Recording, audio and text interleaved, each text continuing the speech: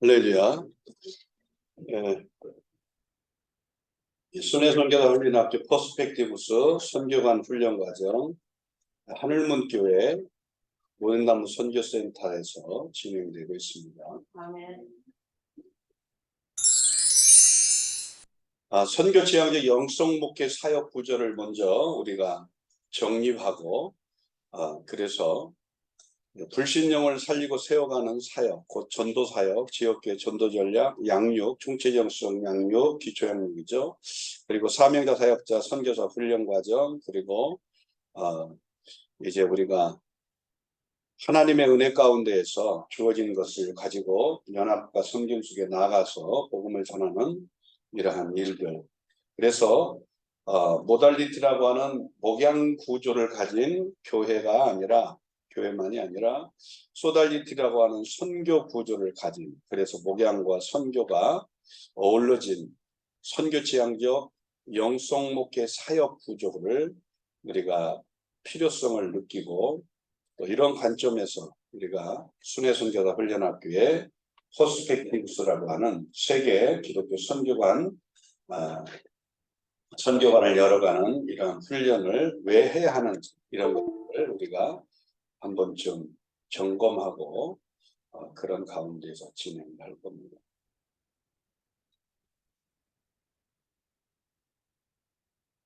네, 순회 선교사 훈련학교 퍼스펙트 훈련 과정 3기 온라인 훈련은 2월 달부터 6월 달까지 매주 목요일 저녁 7시부터 9시까지 진행이 되게 됩니다.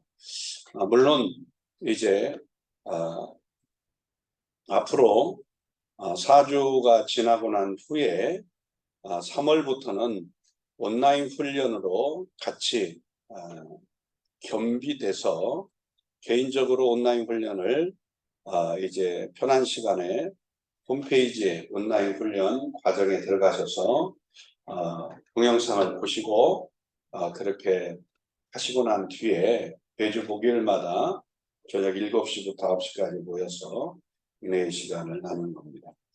순회 선교사 훈련학교는 다시 한번 표현하면 선교 지향의 영성 목회 사역에 대한 부분을 4주 동안 총 정립을 하고, 그 다음에 이제 퍼스펙티브스라고 하는 세계 기독교 선교운동의 관점들을 이제 정립하는데, 먼저 성경적 관점, 역사적 관점, 문화적 관점, 전략적 관점을 정립하고, 그리고 세계복음에 남은 과업에 우리가 동참해야 할, 교회가 동참해야 할 동역적 관점을 정립하는데, 주님이 다시 오실 날이 가까운 마지막 때에 힘써야 할, 교회가 깨어서 힘써야 할 3대 중점 사역을 이제 소개하면서 우리가 함께 동역을 할 수 있도록 하는 겁니다. 마태복음 24장 14절의 말씀을 보면은 이 천국 복음이 모든 민족에게 증거되기 위하여 온 세상에 전파되리니 그제야 끝이 오리라고 주님이 말씀하셨습니다. 우리가 주님이 다시 오실 길을 예배하기 위해서 힘써야 할 일이 무엇이냐면 복음을 이제 온 세상에 전파하는 일인 줄 믿습니다. 그래서 우리가 먼저 교회가 이제 성경을 통해서 살펴보는 세상 끝날의 징조와 현상들을 우리가 한번 살펴보고 올바르게 해석하고 분별해서 주님이 다시 올 날이 가까운 이때에 우리가 힘써서 교회가 해야 할 일이 정말 무엇인지 다시 한번 재확인하는 시간이 되기를 소망합니다.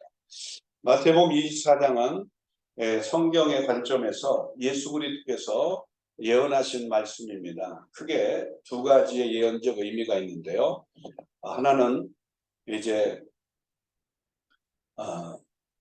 성전이 이제 돌 위에 돌 하나 남지 아니하리라 예언하셨던 것처럼 AD 70년에 로마의 디도 장군에 의해서 이제 예루살렘에 함락되면서 돌 위에 돌 하나도 남지 않게끔 파괴된 것이 하나가 예언이 됐고요. 또 하나는 마지막 이제 그리스도께서 다시 오실 때 일어날 일들에 대해서 예언하셨습니다. 그래서 여기에 보면은 주의 임하심과 세상 끝에는 무슨 징조가 있냐는 그러한 제자들의 질문 앞에 예수님이 하신 그러한 대답인데요. 전쟁, 기근, 재난, 전염병으로 인한 죽음의 공포와 두려움, 이 모든 일은 있어야 할 일이고 끝이 아닌 재난의 시작이라고 말씀하고 있습니다. 그러면서 이제 이러한 일들은 곧 예루살렘과 유다만이 아니라 결국 전 세계적으로 마지막 때는 사회적 재앙이 온다는 거죠. 전쟁, 기근, 재난. 우리가 지금 터키와 시리아 그쪽에도 지금 큰 지진으로 인해서 전 세계가 지금 구호를 위해서 애쓰고 있어요. 그러니까 이런 가운데에서 전염병, 우리가 2019년에 이제 발병되어져서 전 세계에 팬데믹을 선언할 만큼 전염병으로 인하여서 죽음의 공포와 두려움들이 얼마나 크게 힘들게 했는가를 기억할 겁니다. 근데 이 모든 것들은 사회적 재앙으로 보는 거죠. 이것이 이제 한 국가만이 아니라 그 한 민족만이 아니라 전 세계적으로 확산이 되고, 이러한 사회적 재앙으로 인해서 경제적 침체가 전 세계적으로 오고, 이러함으로 인해서 정치적인 통제와 그리고 종교 탄압, 그 가운데서도 기독교가 예수 이름 때문에 미움을 받고 외부적 환란을 통한 탄압이 이루어지게 돼요. 그리함으로 많은 믿는 자들의 영적 위기가 오게 되는데, 결국은 믿는 자들이 모이기를 힘쓰고 하나님을 뜨겁게 사랑하는, 그리고 그 사랑으로 이웃을 사랑하는 그러한 사랑의 계명을 따라 살 수 있도록 참으로 우리가 힘써야 되는데, 모이지를 못하니까, 하나님을 아무리 사랑한다고 해도 모이지 못하게 되니까 많은 사람들이 이러한 종교적 탄압으로 인해서 곧 기독교의 탄압으로 실족해 되어지고, 또 많은 거짓 선지자들이 일어나서 영적 합리화가 이루어지고 불법이 성함으로 사랑에 식어지게 된다는 거죠. 우리가 이제 처음 사랑이라고 하면 어떻습니까? 십자가의 사랑을 우리에게 부어주고 그 사랑을 경험하면서 우리의 마음 가운데 그 어떤 것보다도 하나님을, 그 하나님의 은혜와 그 사랑을, 십자가의 사랑을 너무너무 우리가 참으로 뜨겁게 경험하면서 하나님을 최우선적으로 최고로 사랑하겠다고 하는 헌신이 있었어요. 그런데 처음 사람들이 결과적으로 이러한 영적 위기가 오게 되므로 합리화에 빠져서 결국 불법으로 이제 바뀌어지게 되는 거죠. 진리 안에서 하나님을 사랑해야 되는데 불법으로 인하여 하나님을 향한 사랑이 식어지고 결국 이웃사랑에 대한 부분들이 또 이제 바뀌게 되는 거죠. 그래서 자기 사랑으로 바뀌게 돼요. 자기 사랑. 이 자기 사랑이 참으로 충만해져 가게 되면은 육신의 하나님의 관점만이 아니라 육신적 관점에서 이웃사랑의 시작이 이제 가족, 이웃, 그리고 민족, 열방을 향하여 이제 이웃사랑으로 나가야 되는데, 하나님을 사랑한다고 하면서도 하나님을 향한 열심이 결국 식어지게 되니까, 모이지를 못하고 하나님을 뜨겁게 사랑하던 열심이 식어지니까 그 십자가의 사랑에 대한 기쁨, 감격들이 이제 식어지므로 이웃사랑도 식어지게 되는 거죠. 그러다 보니까 남는 건 오직 자기 사랑밖에 없어요. 그래서 우리가 말세에 이러한 고통이 따르리니 하면 디모데후서 3장 1절에서 5절에 말씀하고 있는 것처럼 그 어떤 것보다도 자기 사랑이 충만한 그러한 상태가 되면서 하나님 사랑, 이웃 사랑이 결국 식어질 수밖에 없다는 거죠. 자, 이렇게 이제 사회적 재앙으로 인해서 경제적 침체, 정치적 통제, 기독교 탄압을 통한 영적 위기가 일어나면서 이런 일이 전 세계적으로 일어나면 주의 재림이 임박한 때임을 알으라는 거죠. 그래서 우리가 해야 할 일은 깨어서, 교회가 깨어서 말씀 무장, 또 영적 무장을 통해서 주님의 재림을 다시 오심을 준비해야 할 줄로 믿습니다. 이제 우리가 이제 지금부터 마태복음 24장의 말씀을 토대로 한번 살펴보려고 합니다. 오늘 성경을 통해서 시대적 징조, 현상, 특별히 영적인 현상들에 대해서 우리가 올바르게 알고 성경적으로 분별하고 올바르게 해석을 해야 이때에 우리가 깨어서 해야 할 일이 무엇인가를 다시 한번 확실하게 깨닫고 붙잡고 그 일을 위해서 우리가 훈련하고 무장하여 나가게 될 줄로 믿습니다. 자, 마태복음 2장 1절에는 이제 예수님께서 성전에 나와가지고 가실 때에 제자들이 이제 그 화려한 건물을 보여주려고 나오게 됩니다. 그러면서 얘기를 하죠. 그랬더니 예수님 하시는 말씀이 뭐라고 그래요? 너희가 이 모든 걸 보지 못하느냐? 돌 위에 돌아라도 남지 않고 다 무너뜨려지리라고 말씀해요. 자, 이런 가운데에서 이 이야기를 들었던 제자들이 이제 때가 되어서 예수님이 감람산 위에 앉으실 때 조용히 와가지고 물어봅니다. 우리에게 좀 얘기해달라고. 어느 때 이런 일이 있겠사옵고 또 주의 임하신과 세상 끝에 무슨 징조가 있겠습니까? 그러는데 그렇습니다.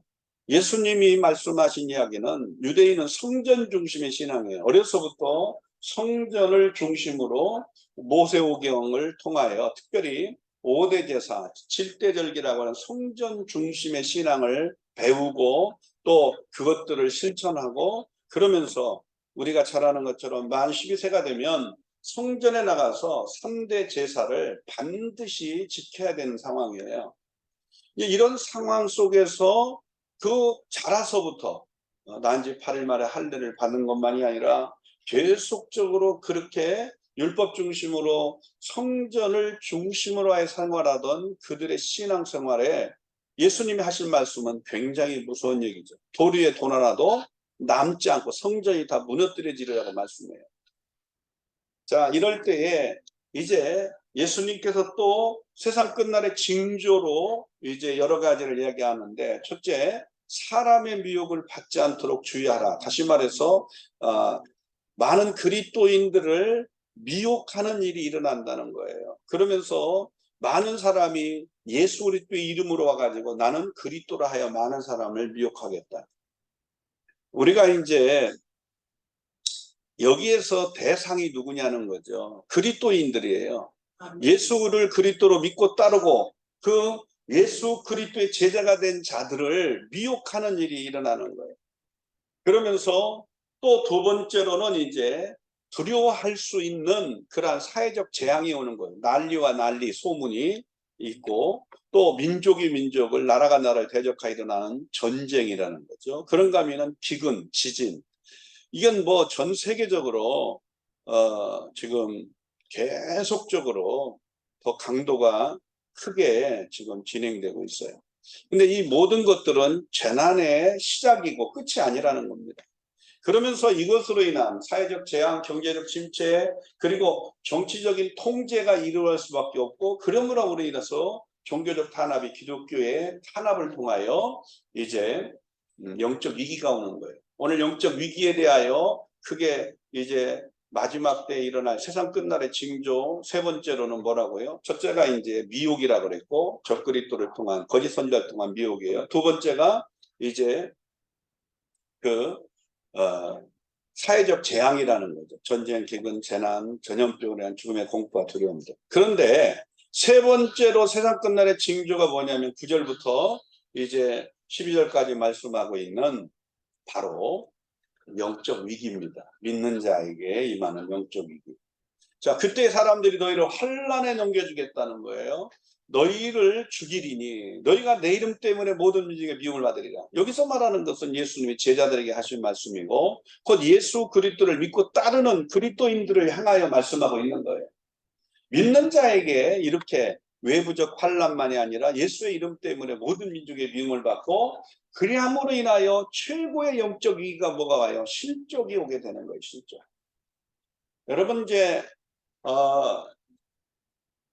2019년부터 이제 시작되어진 이 코로나19로 인하여 전 세계적으로 확산이 되고 팬데믹을 선언하고 그러면서 정치적 통제가 일어나게 돼 국경을 닫아버리고 왕래도 안 하게 되고 또 국가적으로도 모이는 것들에 대한 통제가 일어나기 시작했어요. 그러다 보니까 자연적으로 이제 이러한 질병에 대한 죽음의 공포와 두려움들로 인해 경제적 침체가 오고 당연히 이러다 보니까 뭐 날마다 하나님을 사랑함으로 모이기 힘쓰던 기독교는 특히 더 미움을 받게 됐어요. 그러다 보니까 어떻게 돼요? 이 어려움으로 많은 사람들이 어떻게 돼요? 교회를 떠나가게 됐습니다. 실족하게 됐어요. 엊그제 신문에 이제 코로나 이후에 지금 팬데믹을 선언하고 나서 약 3년 만에 전 세계가 지금 이제 엔데믹이라고 그래서 팬데믹이 끝나가는 시점에 있습니다.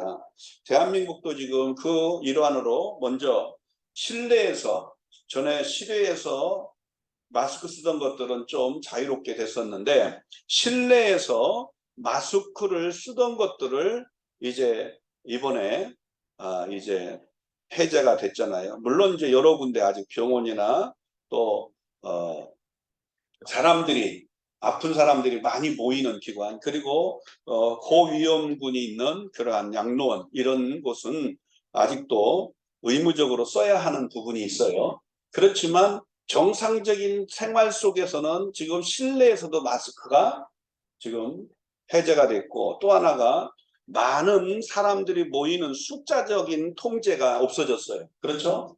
이런 것 때문에 지금 교회가 뭐 지금 옛날처럼 코로나 때 한참 초창기에 힘들게 뭐 죽음의 공포와 두려움이 휩쓸 때 교회 문을 닫아버리고 모이지들 못하게 했었잖아요. 그런 것들은 다 자유롭게 돼서 얼마든지 교회에 나올 수 있게 돼요. 예배도 할 수 있고 모여서 예배도 하고 기도도 하고 말씀도 배우고 열심히 이제 복음도 전할 수 있고 선교도 할 수 있어요.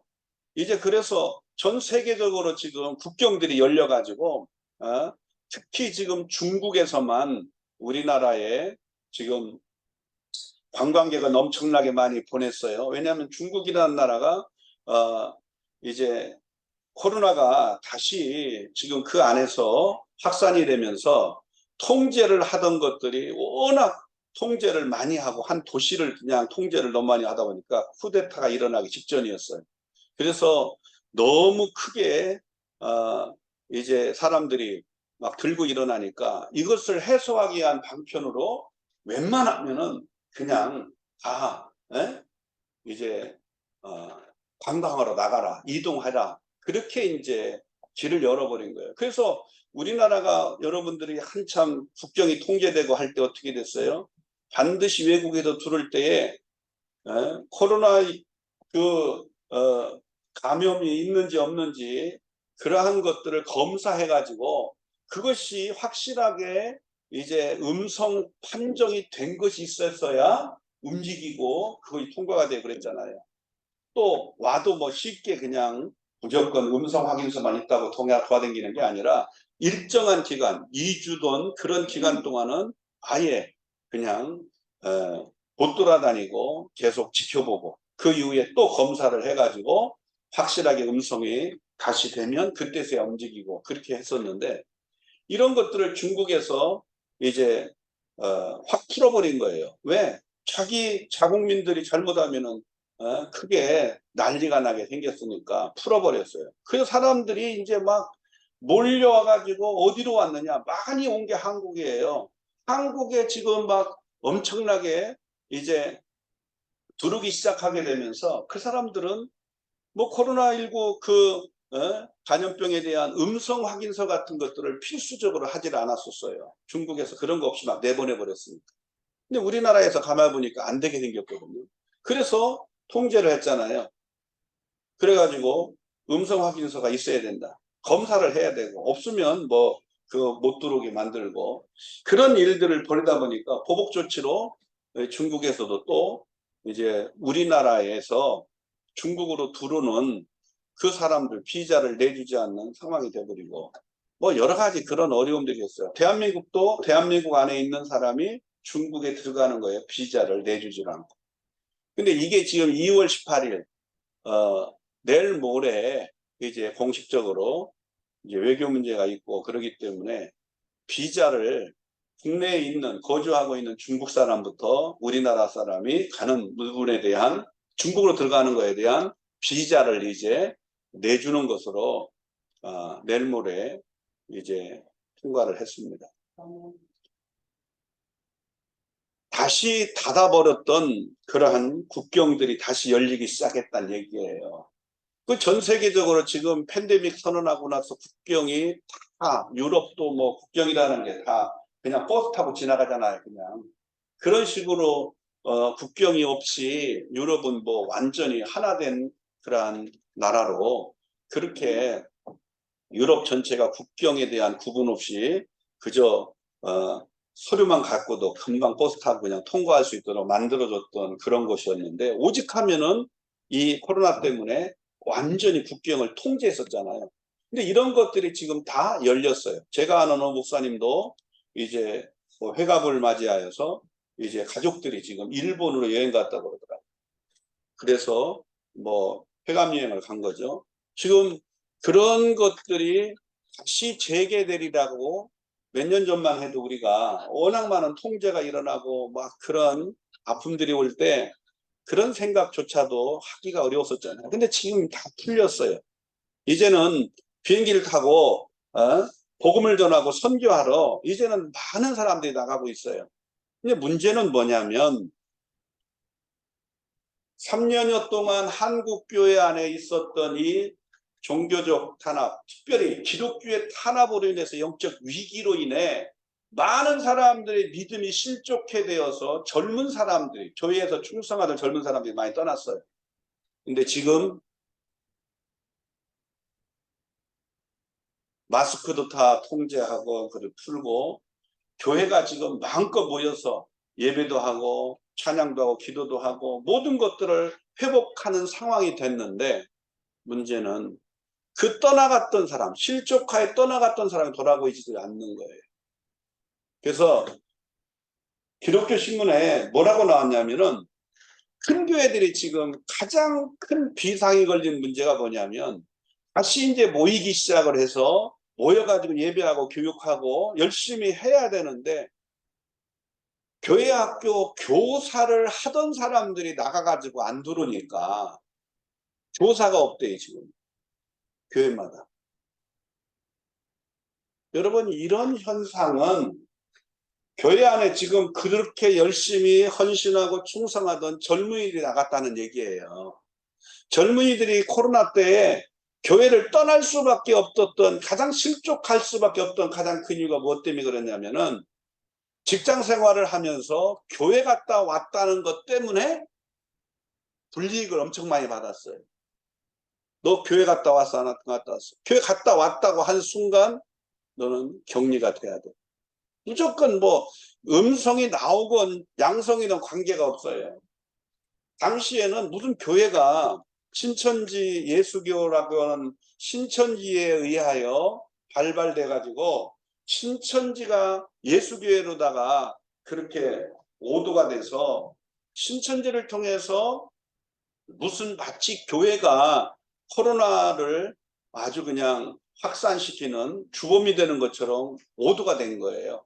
이러다 보니까 이제 정통 기독교 안에서도 많은 젊은 사람들이 직장 생활 속에서 어려움을 겪게 된 거죠. 자, 어떻게 됐습니까? 이러한 실족하는 일들이 결국은 일어날 수밖에 없다는 거예요. 그래서 서로 잡아주고 서로 미워한다는 거예요. 한때는 정말 교회가 그런 중에도 신앙이 있기 때문에 믿음을 갖고 하나님께 나와 예배하는 일을 쉬지 않고 문을 닫으면, 교회 문을 닫아버리면 밖에서라도 모여갖고 예배를 드리고 했거든요. 그랬더니 지역에 있는 이웃들이 교회를 향하여 손가락질을 하면서 뭐라 그래요? 교회가 이웃사랑이라는 게 한 개도 없느냐. 예? 그 국가에서 지금 모여가지고 이 코로나가 확산되니까 지금 중내산해하는 이 위기인데, 좀 예배 한번 못 드린다고 안 드린다고 죽냐. 그래가지고 얼마나 손가락질하고 욕을 하고 난리를 쳤어요. 교회 와서 막 앞에가 데모하고, 얼마나 많이 예수님 때문에, 이 모이는 문제 때문에 미움을 받았어요. 그런데 이런 일들이 예수님께서 이미 마지막 때에 세상 끝날의 징조로 이러한 영적 위기가 오게 될 것을 말씀하신 거예요.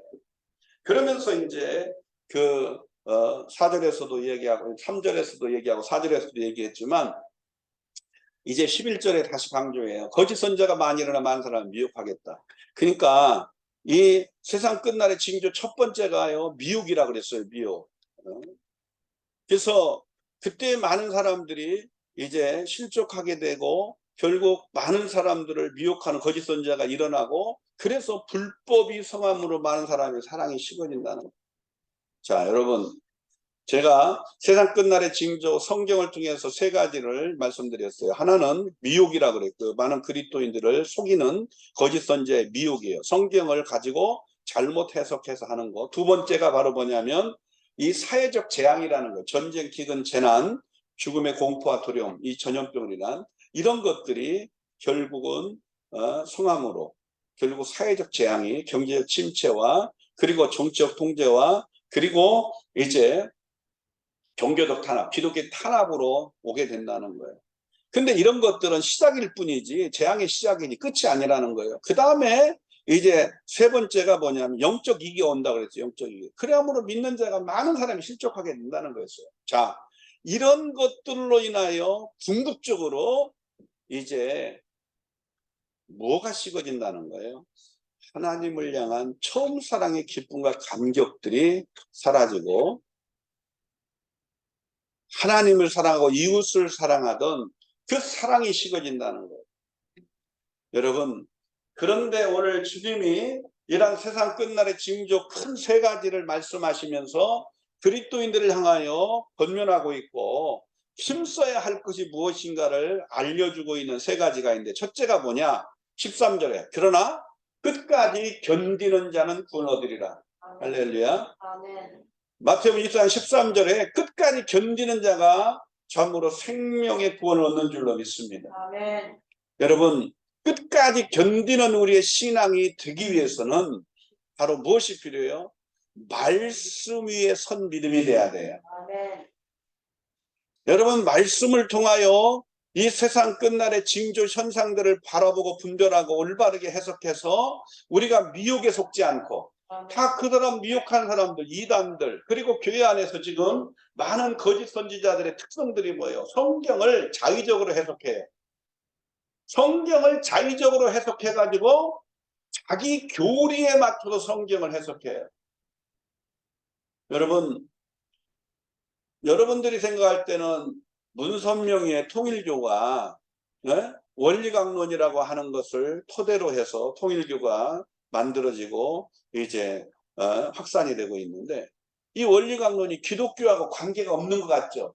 근데 여러분 통일교가 얼마나 둔갑을 해가지고 통일교 기업이 많아요. 그러다 보니까 돈을 가지고 개척교회부터 시작해서 이 정통 기독교 안에 교회 이름에 간판을 걸고 들어가지고 교회를 위장교회를 세우기도 하고요. 그래서 교회 안에 들어가지고 성경 공부한다고 시키는 게 뭐냐? 원리강론을 시키는 거예요. 통일교의 원리강론을 갖고 가르치는 거예요. 실제로 있었던 일들이 이게요. 사람들은 그걸 몰라요. 신천지에서 기독교에 들어가지고 교회 안에 들어와서 신천지의 교리를 가르치잖아요. 그래 안 그래요? 그 사람들이 와가지고 뭐 다른 거 하는 게 아니잖아요. 이해가 돼요? 아멘.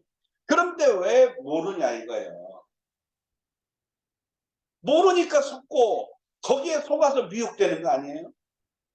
말씀을 듣다 보면은 미혹의 영이 흘러 들어가는 거예요.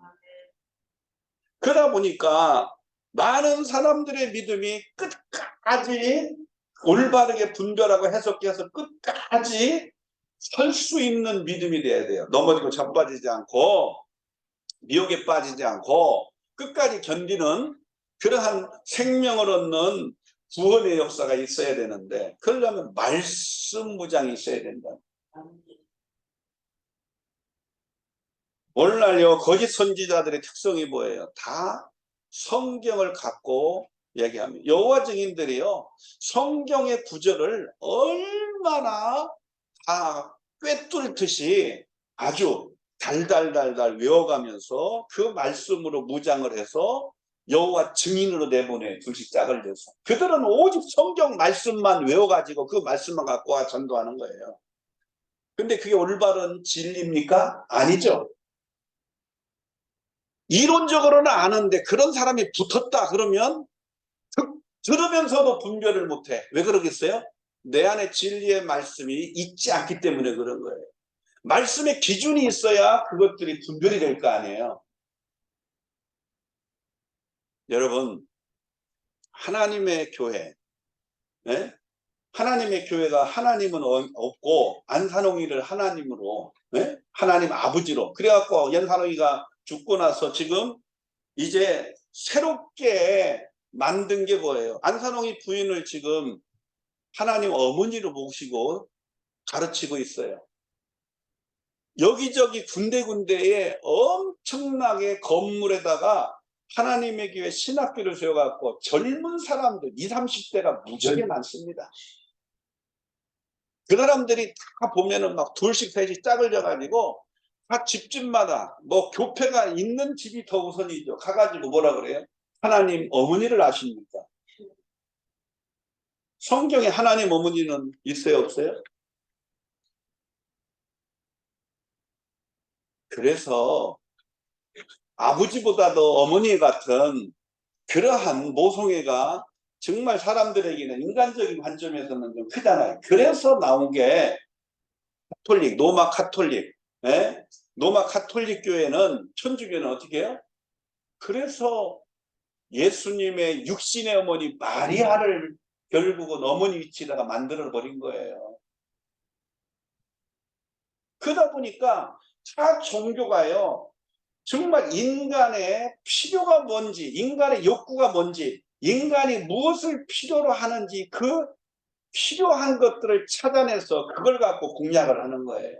그게 지금 이제 21세기에 이 하나님의 교회 같은 하나님 어머니라는 그런, 또 워낙 많은 이러한 이적, 표적 이런 것들을 중점적으로 잘못된 거짓 선지자들의 표적과 거짓 선지자들의 성경을 이제 잘못 해석하는 일들이 일어나고, 또 성경을 비유풀이나 하고 그런 형태로 하고 있는 그러한 이단들이 있는데, 그런 이단들 신천지 가운데 뭐라 그래요? 자기가 그 아버지의 품속에서 나와가지고 그 하나님의 은밀한 것까지, 하나님의 그 속사정까지 아는 그러한 보혜사 성령으로 이 비밀을, 마지막 때 비밀을 알고 그것들을 자기가 풀어주기 때문에 그 자기의 말씀, 비유풀이 하는 그 자기 말씀을 듣고 계시록을 올바로 풀어야 구원을 받고 새 태안과 새 땅에, 곧 신천지에, 예? 구원을 받는 자가 되는, 이 말이 되는 소리입니까? 근데 사람들은요, 이게 계시록은 잘못 풀면 위험하다는데 늘상 이러고 있다가, 계시록은 상징적이고 비유적이고 또 사건적인 것들이 워낙 많이 기록돼 있잖아요. 그러다 보니까 문자적으로 뭐 우리가 일반적인 그러한 영적인 것들이니까, 또 실제 역사 속에 일어나는 일들이지만 다 구속사적인 관점이잖아요. 그러다 보니까 영적인 믿음의 관점에서 눈이 열리지 않으면, 성경을 예수 그리스도를 중심으로 보는 눈이 열리지 않으면 올바르게 해석할 수 없어요. 그러다 보니까 사람들의 마음 가운데 계시록에 대한 두려움이 있어요.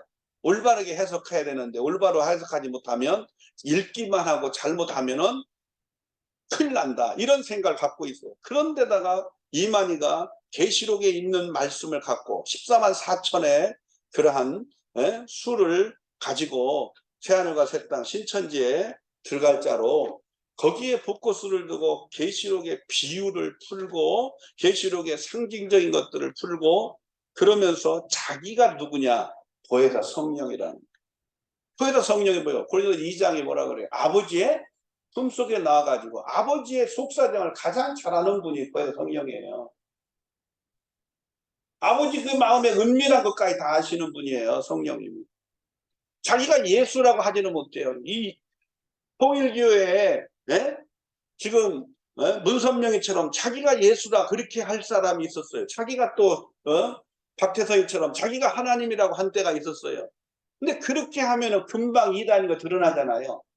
그러니까 이제는 마지막 때에 지금 뭐라고 그래요? 계시록을 해석할 수 있는 보혜사 성령이라고 얘기를 합니다.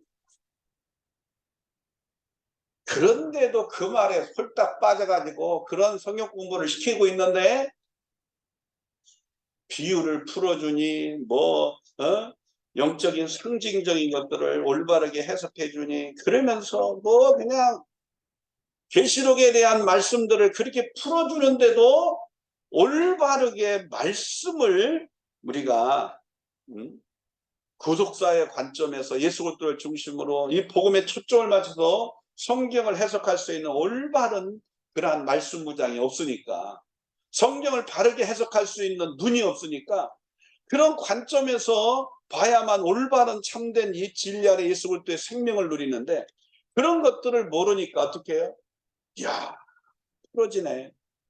정말 저 말씀을 듣다 보니까 그 두렵기만 하고 풀어지지 않고 이해가 안 됐던 계시록이 막 풀리네. 엉뚱한 소리하고 앉았는 거예요. 여러분, 우리가 왜 마지막 때에 정말 이 거짓 선지자들이 일어나고 또 사회적 재앙 이런 것들로 인하여 영적 위기가 올 때 우리들이 정말 말씀 무장을 해야 될 게 뭐예요? 오직 참으로 하나님의 구속사적인 관점에서 그 오직 우리의 생명의 영원한 생명의 구원자 되신 예수 그리스도를 중심으로 성경을 바라보고 그 성경을 통해서 이 시대 속에 일어나는 모든 징조와 현상들을 올바르게 해석할 수 있는 말씀 무장이 필요한 줄로 믿습니다. 아멘.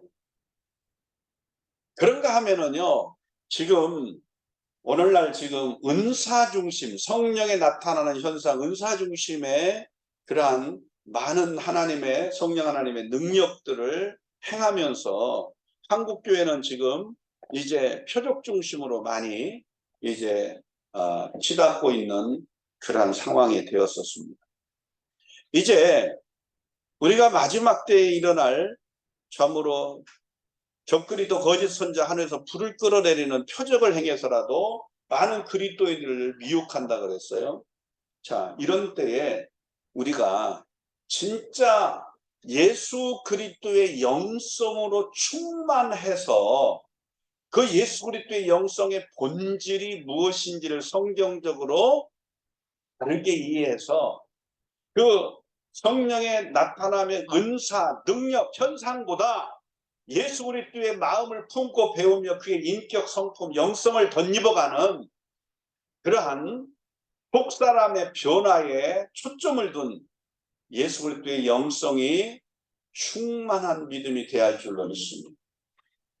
많은 사람들이 이렇게 얘기해요. 예수 그리스도의 영성이라고 얘기하면서도 은사 중심으로 사역을 하고 능력 중심으로 사역을 하고 그 성령에 나타나는 현상 중심으로 그것을 영성이라고 강조하고 있다는 거예요. 여러분, 은사도 영성의 그러한 한 부분이지만 그 은사와 영성은 엄밀히 말하면 달라요. 왜 그런지 아세요? 은사는 육체 가운데 성령에 나타나는 현상이고요. 영성은요, 우리 속사람에게 하나님께서 예수 그리스도의 마음을 품고 배우며 하나님께로부터 덧입혀지는 것이 영성이에요. 그렇기 때문에 속사람의 예수 그리스도의 영성이 충만한 사람은 아버지의 마음을 알고 아버지 마음의 뜻과 계획과 소원을 알고 품고 소원에 불이 붙은 자를 얘기하는 거예요. 그렇기 때문에 한국교회가 지금까지 성령의 나타남의 현상, 은사, 능력 이런 사역에 포커스를 두고 또 때로는 예수님의 제자 훈련이다 해서 말씀 무장에 중요한 시간을 가졌지만 이제야말로 영성이 필요로 하는 시대가 21세기예요. 그 영성 시대의 진정한 영성이 성경적으로 말하고 있는 이 영성, 예수 그리스도의 영성이 바로 우리의 은사 능력 표적이 아니라 오늘 정말 예수 그리스도의 마음을 품고 배우며 그의 인격, 성품, 영성을 덧입어가는, 그래서 속사람이 예수 그리스도의 인격의 장성한 분량으로 자라가는 그러한 것임을 다시 한번 우리가 확신하고 예수 그리스도의 영성이 충만하여 아버지 마음에 뜻과 계획과 소원을 알고 품고 소원에 불이 붙어서 우리가 이 불을 붙는 심령으로 복음을 전할 수 있는 마지막 끝까지 승리하는 믿음이 될 수 있도록 되어야 할 줄로 믿습니다. 순교신앙이라는 건 어느 때 오는 겁니까? 십자가의 사랑을 경험한 처음 사랑의 기쁜 감격만으로 순교의 자리에 들어가지 못합니다. 은사와 능력만으로 그렇게 할 수가 없어요. 그래서 필요한 것이 바로 뭐예요? 예수 그리스도의 마음을 품고 배워가며 그의 인격 성품 영성을 덧입어가고 그 아버지의 마음에 그러한 간절한 소원을 품고 소원에 불이 붙을 때 결과적으로 우리가 이 겉불이 아닌 은사의 겉불이 아닌 영성에 이러한 속불이 붙어서 아버지 마음에 소원에 불이 붙었을 때 우리가 이 복음을 위하여 핍박받는 자리에도 들어갈 수 있고 우리가 복음을 위하여 참으로 순교의 영광의 자리에 참여할 수 있는 믿음이 될 줄로 믿습니다. 우리가 주님이 이제 다시 오실 날에 가까운 세상 끝날 종말이 다가오고 있는 이때에 이제 우리가 마지막 때 일어날 일들을 기록하고 있는 말씀들을 통해서 살펴보면 마태복음 24장에서도 마지막 때 일어날 일들에 대해서 쭉 설명해 놓고 있는 것처럼 결과적으로 순교적 신앙이 아니고는 이겨나갈 수가 없어요. 승리할 수 있는 그러한 믿음이 되려면 우리의 믿음이 끝까지 믿음을 가지고 끝까지 참으로 견디고 또 끝까지 이 복음을 위해서 맡겨진 사명을 위해 충성할 수 있는 믿음이 되어야 할 줄로 믿습니다. 그게 바로 순교신앙이에요. 그것이 예수 그리스도의 영성으로 충만할 때 가능하다는 거예요. 그래서 말씀 무장, 영성으로 무장되어지는 그러한 것이 필요하다. 자, 그런가 하면은 이제 세상 끝날에 바로 이러한 징조 세 가지 아까 얘기했죠. 미혹, 그리고 사회적 재앙, 그리고 영적 위기 이 세 가지가 오고 그래함으로 우리가 세 가지에 심써야 된다 그랬어요. 첫째가 뭐를 했다? 끝까지 견디는 자의 믿음이 되기 위해서 말씀 무장, 영적 무장이 돼야 된다. 할렐루야. 그리고 이제 두 번째가 바로 24장 14절의 말씀인데요. 그 24장 14절의 말씀이 뭐예요? 천국 복음이 모든 민족에게 증언되게 온 세상에 전파되는 그제야 끝이 오리라. 그래서 이 천국 복음을 온 세상에 전하는 일에 우리가 힘써야 할 줄로 믿습니다. 천국 복음이요. 온 세상에 전파돼야 끝이 와요. 아무리 사회적 재앙이 오고 미혹이 일어나고 사회적 재앙이 오고 그리고 영적 위기가 와도 그것 갖고 끝이 오는 게 아니에요. 뭐 세상에 아무리 코로나19 같은 그러한 전염병으로 전 세계가 팬데믹을 선언할 만큼 죽음의 공포와 두려움이 아무리 휩쓸어도 끝이 오는 게 아니에요. 끝은 예수님이 말씀한 것처럼 천국 복음이 온 세상에 전파돼야 끝이 와요. 그렇기 때문에 이 복음을 우리가 전해야 될 사명을 바로 우리가 깨닫고 그 사명을 감당하기 위한 준비가 있어야 할 줄로 믿습니다. 세계복음화가 정말 반드시 이루어나야 되고 세계복음화가 이루어지고 나야 결국은 예수님은 다시 오셔요. 할렐루야. 그렇기 때문에 그 끝을 향해서 정말 달려가고 있는 이 모든 세상의 역사 속에 예수 그리스도를 중심으로 한 구속의 역사가 그 하나님의 구속의 역사가 진행돼야 되는데 그 일은 누구를 통해 진행돼요? 깨어있고 무장한 그러한 그리스도인을 통해서 진행되는 줄로 믿습니다. 세계복음화라고 하는 이 시대적 사명을 깨닫고 그 사명을 감당할 수 있도록 준비된 자를 통해서 참으로 온 세상에 복음이 전파되고 끝이 오는 거예요. 할렐루야. 오늘 그래서 우리가 이제 시대적 징조, 현상 이런 것들은 우리가 이제 살펴봤기 때문에 이해를 할 것이고 이제 오늘은 그래서 이 교회가 이제 깨어서 이제 해야 할 일이 뭐겠어요? 마지막 때에 세계 복음화를 위해서 이 마지막 때 시대적 사명을 감당하기 위해 준비가 필요하다는 거예요. 할렐루야.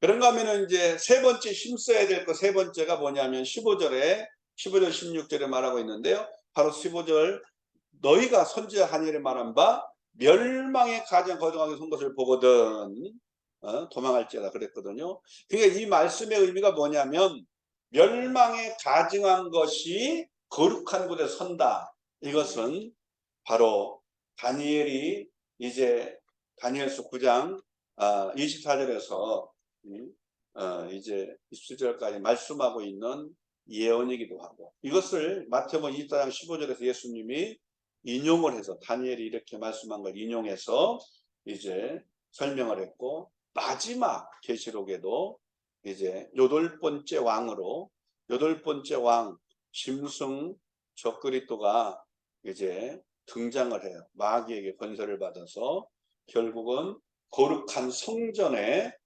짐승 우상을 세우고 우상화 신격화에 섬기도록 강요하고, 그렇지 않으면 죽이는 일이 일어납니다. 이런 것들이 반드시 현상적으로 이제 멸망에 가증한 짐승 우상이 세워지는 것이 일어나요. 그러려면 반드시 제3의 성전, 예루살렘의 성전이 다시 건축이 돼야 되고, 그곳에서 구약 제사가 시작이 돼야 되는 그 시간들이 반드시 현상적으로 있어야 되고, 그리고 그 일이 진행되다가 3년 반이 진행되다가 결국 이 멸망에 가증한 것이 일어나서 짐승우상이 이제 성전에 세워지고, 그리고 강요함으로 성전에 세워진 우상 앞에 결국 우상 숭배를 하지 않으면, 우상 앞에 절하지 않으면 죽임을 당하는 순교의 사건들이 일어나요. 그 순교자의 수가 차면 첫째 부활이 일어나고 공중의 혼인잔치에 참여하는 사건이 일어나게 됩니다.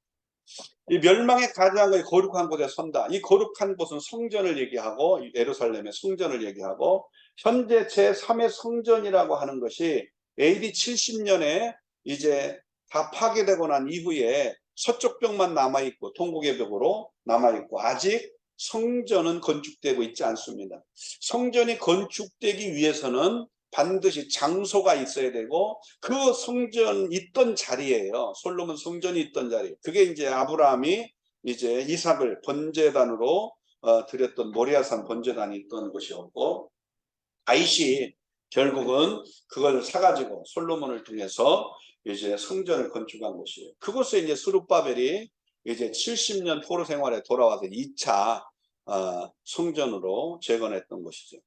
근데 이것을 헤롯이 유대인의 환심을 사기 위해서 46년씩이나 이제 증축하고 확장을 했는데, 이 헤롯 성전은 새로 진 게 아니기 때문에 그 수룹바벨의 성전, 초라했던 그 성전을 중심으로 기초로 해서 확장하고 이제 더 아름답게 꾸민 거거든요.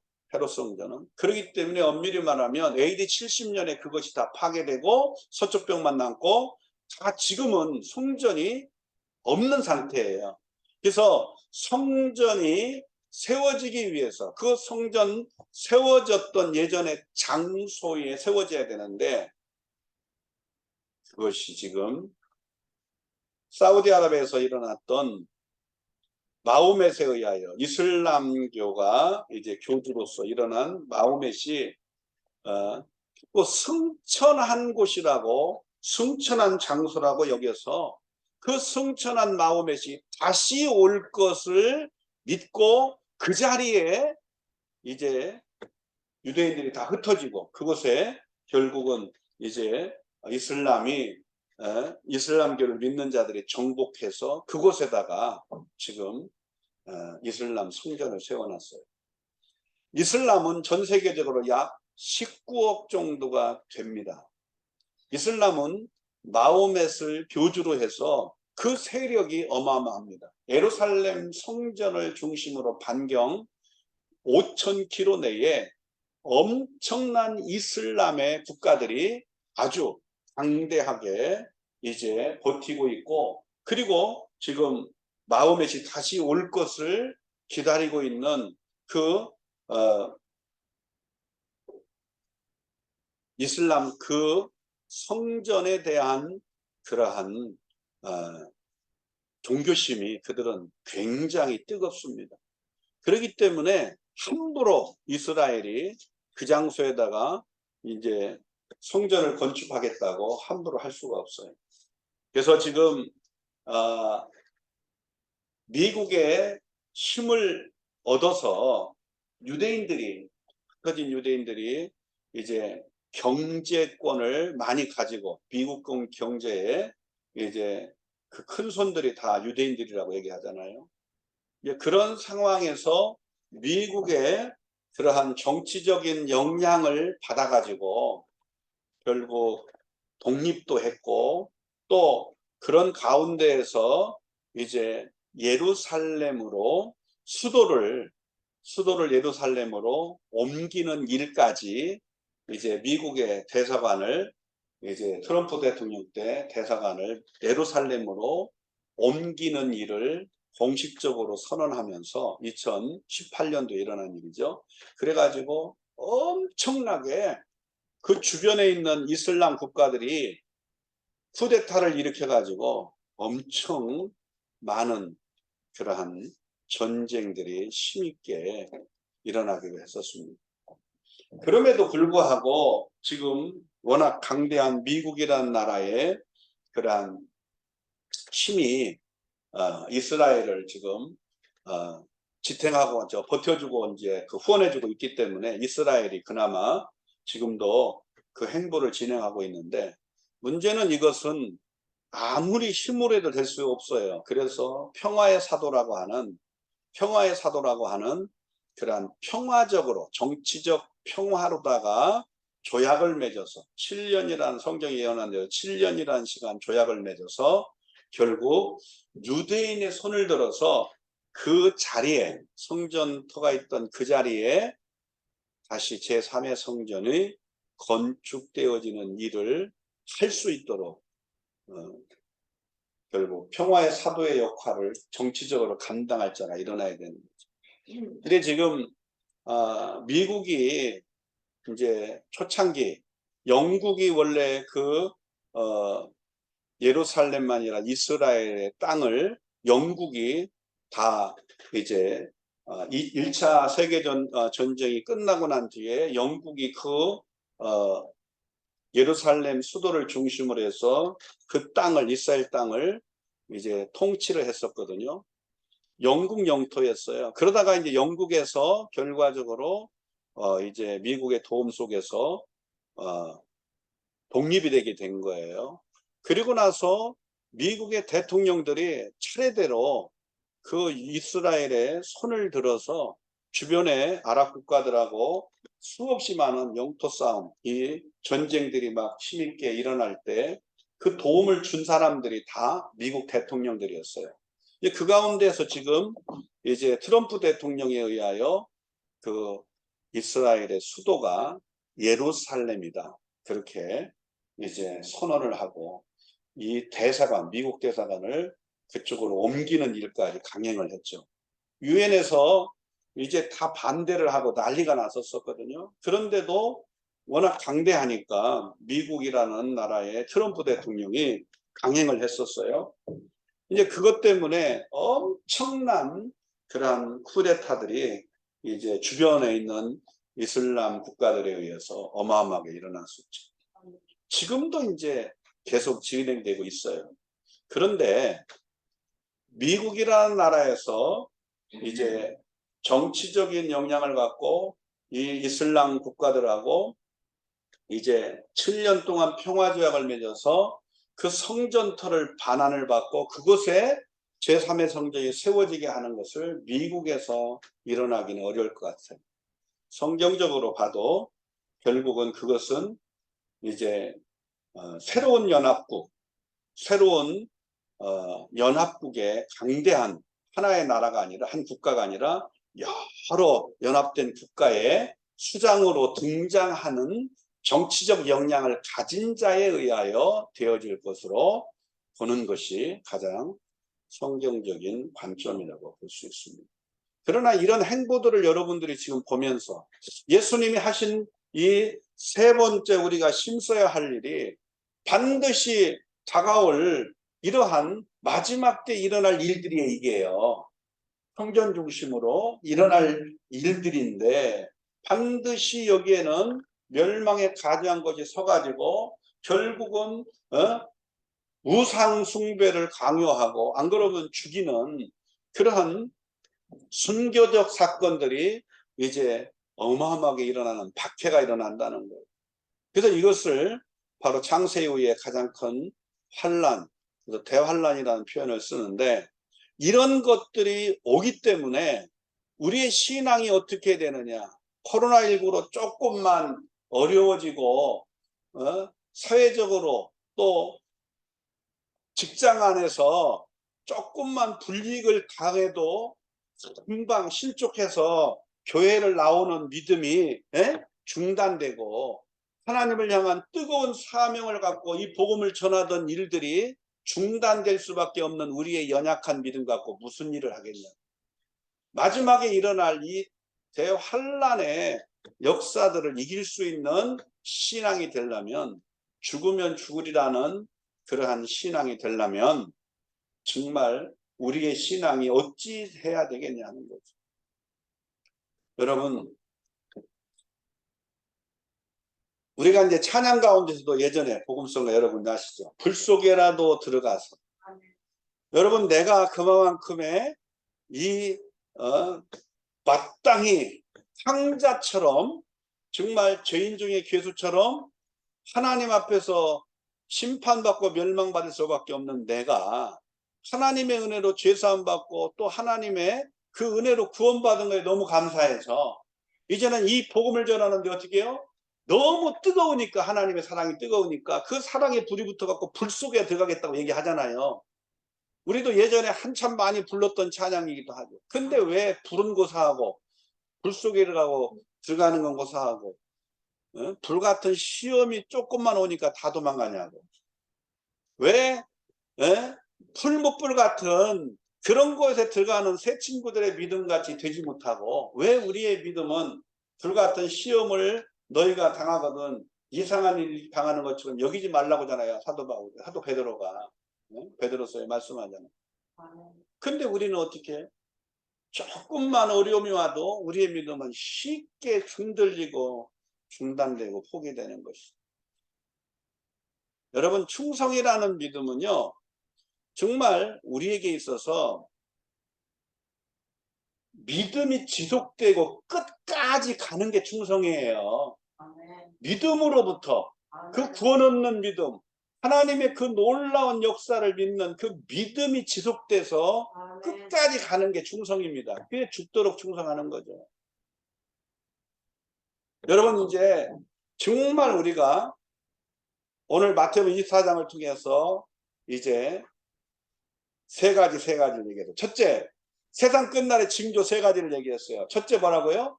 거짓 선지자의 미혹이 있다는 거죠. 성경을 갖고 다 해석해서 얘기해요. 또 징조 현상을 보면서 일어나는 일들을 보면서 성경으로 이야기를 하면서 다 사람들을 미혹하는 거예요. 속이는 거예요. 그러면 우리가 이 땅에 지금 세상 끝날의 징조 현상들이 일어나는 걸 우리가 성경적으로 분별하고 바르게 해석할 수 있도록 말씀 무장이 있어야 되지 않겠어요? 아멘. 미혹을 이기려면. 두 번째가 뭐예요? 이러한 전쟁, 기근, 재난, 전염병이나 죽음의 공포가 두려워 사회적 재앙이 온다고 했어요. 경제적 침체와 함께. 여러분 믿는 자만 지금 경제적으로 어려운 게 아니에요. 전 세계가 다 경제적으로 어려워요. 이해가 됩니까? 지금 전 세계가 다 경제적으로 어려워서요. 뭐 강대국이라고 하는 최고의 경제 대국조차도 지금 가장 힘든 시간들을 갖고 있어요. 이 코로나 때문에. 우리나라를 말할 것도 없어요. 그래서 지금 뭐 하다못해 지금 겨울철 갑자기 날씨가 너무 시베리아의 그 엄청난 그 한파가 막 밀어닥쳐가지고 우리가 어찌 보면은 늘상 경험해보지 못하는 어마어마한 추위를 경험했잖아요. 그러다 보니까 난방을 어마어마하게 해야 되는데 이게 유류파동이 일어나가지고 코로나로 전쟁으로 유류파동이 일어나서 난방비가 막 기하급수적으로 올랐다 그래요. 몇 배로 올랐다. 난방비 폭탄 때문에 지금 뭐 국회에서 그냥 국회의원들 난리 나고 서민들은 지금 이것 때문에 지금 얼마나 힘들어요. 그래서 국가에서 보상해줘라 뭐 그래가지고 난방비 폭탄이 맞아가지고 이 난방비 때문에 국가에서 보조해줘야 된다. 그런데 이 기초수급자, 또 아니면 국가에서 운영하는 노인정 같은 양로원 같은 어떠한 특정한 기관, 또 차상위 계층이라고 하는 그러한 경제적으로 어려움이 있는 사람. 근데 이게요, 거기에 해당되지 않는 인원이 더 많은 거예요. 여러분들 지금 거기 해당되는 사람 몇 명이나 있을 것 같아요? 아무리 뭐 국가에서 뭐 그렇게 지원해 준다고 해요. 우리는 지금 뭐 난방비 나오는 것이 막 몇 배로 나오는데 그렇다고 안 뗄 수도 없잖아요. 교회도 있죠. 또 막 사택도 있죠. 얼마나 많아요.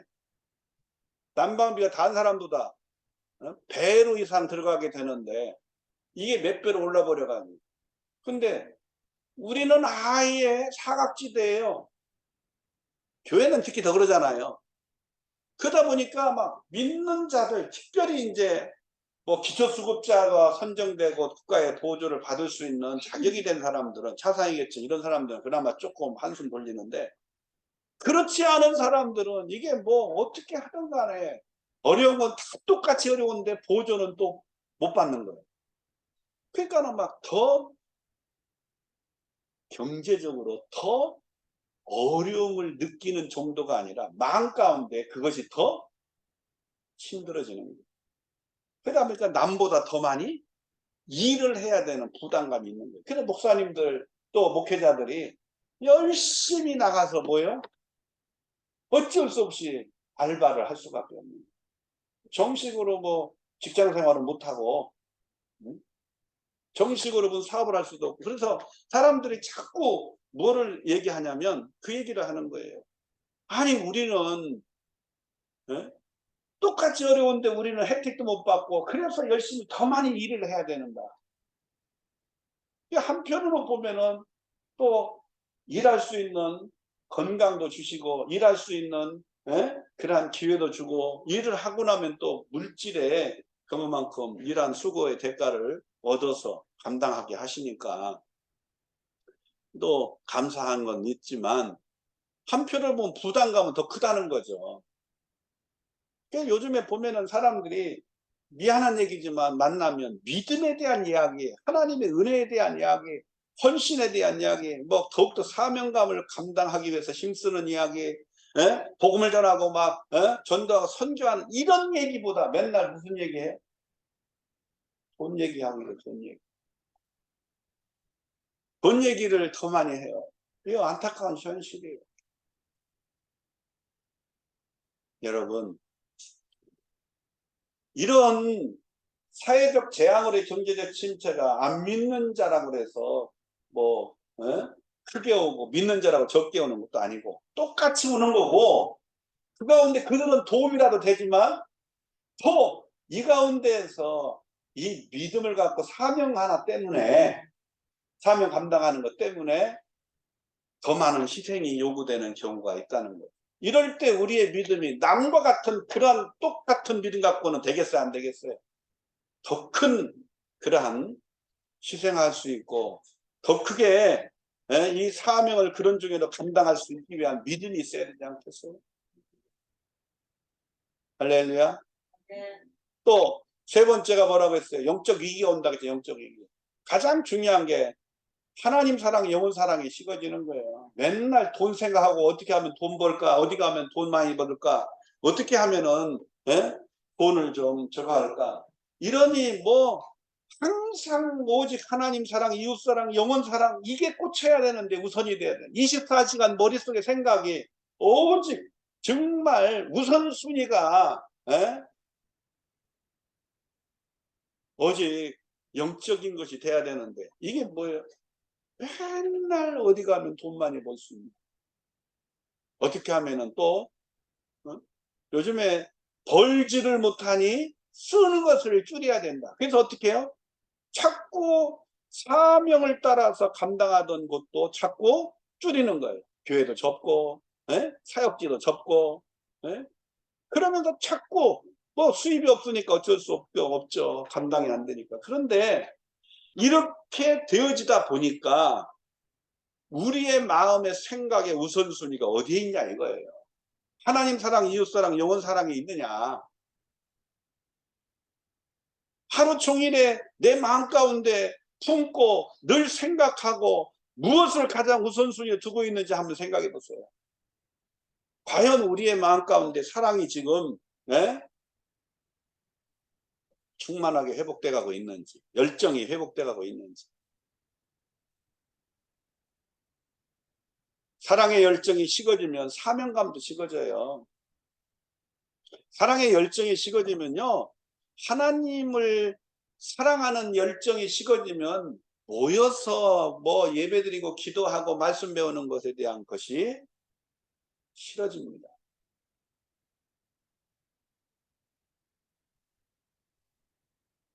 참 어떤 사람들은 미안한 얘기지만 오늘이 무슨 날인지도 몰라요. 요일이 무슨 요일인지도 몰라요. 쉬운 말로 말해서 우리가 지금 하루 24시간을 목회자가 되고 그리스도인이 되면 우리 이 삶의 모든 주기가 다 주일을 중심으로 시작이 돼요. 그렇죠? 한 주가 주일을 중심으로. 뭐 새벽 기도는 못 나가고 매일같이 나가서 기도는 못해도 우리가 기본적으로 주일을 중심으로 항상 우리의 삶의 중심의 우선순위가 주일을 중심으로 예수것들을 중심으로. 그래서 어떻게 해요? 수요일날 금요일날 또 우리가 이렇게 정한 하나님 앞에서 말씀 배우고 훈련하고 하는 이런 정한 시간에 그것들의 우선순위가 돼야 되는데 어디 가서 오늘 누굴 만나서 뭘 맛있게 먹고 어디 가서 뭘 저거 해가지고 저거 해야 될까. 그래서 전화통은 불나고 그러면 전화통은 여기 와라 저기 와라 여기 뭐 먹으러 가자 뭐 하자 그거 불나는데 하나님 앞에 나와 교회 나와 예배하는 장소 기도하는 장소 말씀 배우는 장소 그런 곳에 와서 은혜 자리에 와서 함께 정말 우리가 다시 처음 사랑을 회복하고 사명감을 회복하고 영성을 회복하자. 막 그래서 우리 한번 마지막 때 한번 사명감도 해보자. 이런 것들에 대한 그러한 전화나 이런 것들이 오는 것은 부담스러워요. 이게 현실이에요, 여러분. 믿음이 식어진 징조들이 이게 현상입니다. 우리 이럴 때 어떻게 된다는 거예요? 세 가지에 힘써야 된다. 할렐루야. 첫째가 뭐에 힘써야 된다겠어요? 끝까지 견딜 수 있는 믿음. 말씀 무장, 영적인 무장에 힘써야 된다. 할렐루야. 교회가 다른 말로 뭐요? 깨어서 기도하고 성령 충만을 받고 할렐루야. 특별히 우리가 오순절 성령을 이름비의 성령이라면 그 다음에 우리가 마지막 때에 이제 요엘서 2장에도 말씀하잖아요. 마지막 때 부어주시는 그러한 늦은 비의 성령도 있어요. 할렐루야. 아멘. 말세에 부어준다 해서 남종과 여종에게. 그래서 정말 말세에 부어주는 늦은 비의 성령의 충만함을 우리가 받아가지고 아멘. 그래서 뜨겁게 처음 사랑이 회복되고 사명감도 회복되고 영성이 회복돼서 우리가 아버지 마음의 소원을 좀 알고 품고 소원에 불이 붙어서 불붙는 심령으로 이 복음을 위해서 한번 일어나서 쓰임받는 우리의 남은 생애가 되어야 할 줄로 믿습니다. 끝까지 견딜 수 있는 말씀은 영적 무장에 힘써야 됩니다. 두 번째로는 바로 이 세계복음화에 우리가 동참해야 돼요. 아멘. 천국복음이 온 세상에 전파되어 끝이 오니까 세계복음화에 동참해야 돼요. 그러려면은 세계복음화의 시작과 진행 과정을 좀 알아야 되고 마지막 끝이 언제쯤 어떻게 오는지를 알아야 남아있는 세계복음화에 우리가 기도로 물질로 동참하고 할렐루야. 또 순회 선교로 동참하고 또 이 일에 우리가 함께 세계복음화에 동참할 때에 주님이 약속하신 상을 가지고 오시겠다고 말씀하신 그 상을 받게 될 줄로 믿습니다. 그리고 이제 마지막 세 번째 힘써야 될 게 뭐라 그랬다고요? 마지막 다가올 대환란이 옵니다. 영적인 신앙의 최고의 위기가 와요. 그 위기를 어떻게 해야 된다는 거예요? 멸망에 가증한 것이 거룩한 게 선한 일이 일어나는 이 박해로 인한 순교가 일어나게 되는 때가 와요. 박해가. 그럼 어떻게 해야 돼요? 이것을 넉넉히 이길 수 있는 그러한 순교신앙으로 마지막 때 일어날 일들을 우리가 알고 무장해야 될 줄로 믿습니다. 자, 그래서 그때에 유대에 있는 자들은 산으로 도망하라. 왜? 성전에 멸망에 가증한 것이 서서 우상을 숭배하도록 하나님 대신 그 신격화에 섬기도록 강요하기 때문에 그렇죠. 그 지붕에 있는 자는 집안에 있는 물건 가지러 내려가지 말고 밭에 있는 자는 거들어가서 뒤로 그러지 말고 그날에 아이 뵌 자들 또 젖먹이는 자들은 화가 있는데 왜요? 도망가지 못하니까 도망가야 되는데 그래서 도망하는 일이 겨울이나 안식일이 되지 않도록 기도하라는 거예요. 그래서 이때에 일어날 환란은 큰 환란이에요. 그래서 큰 대자라고 대환란이라는 것을 두고 창세로부터 지금까지 이런 환란이 후회도 없으리라고 얘기하죠. 그래서 이는 그때 큰 환란이 있겠다고 말씀하고 있는데 얼마나 그 큰 환란이 견디기 어려운 거냐. 하나님이 그 날을 암하지 않으면 모든 육체가 구원을 얻지 못할 정도라는 거예요. 그러나 택하신 자들 위하여 하나님이 그 날들을 암해 주신다는 거예요.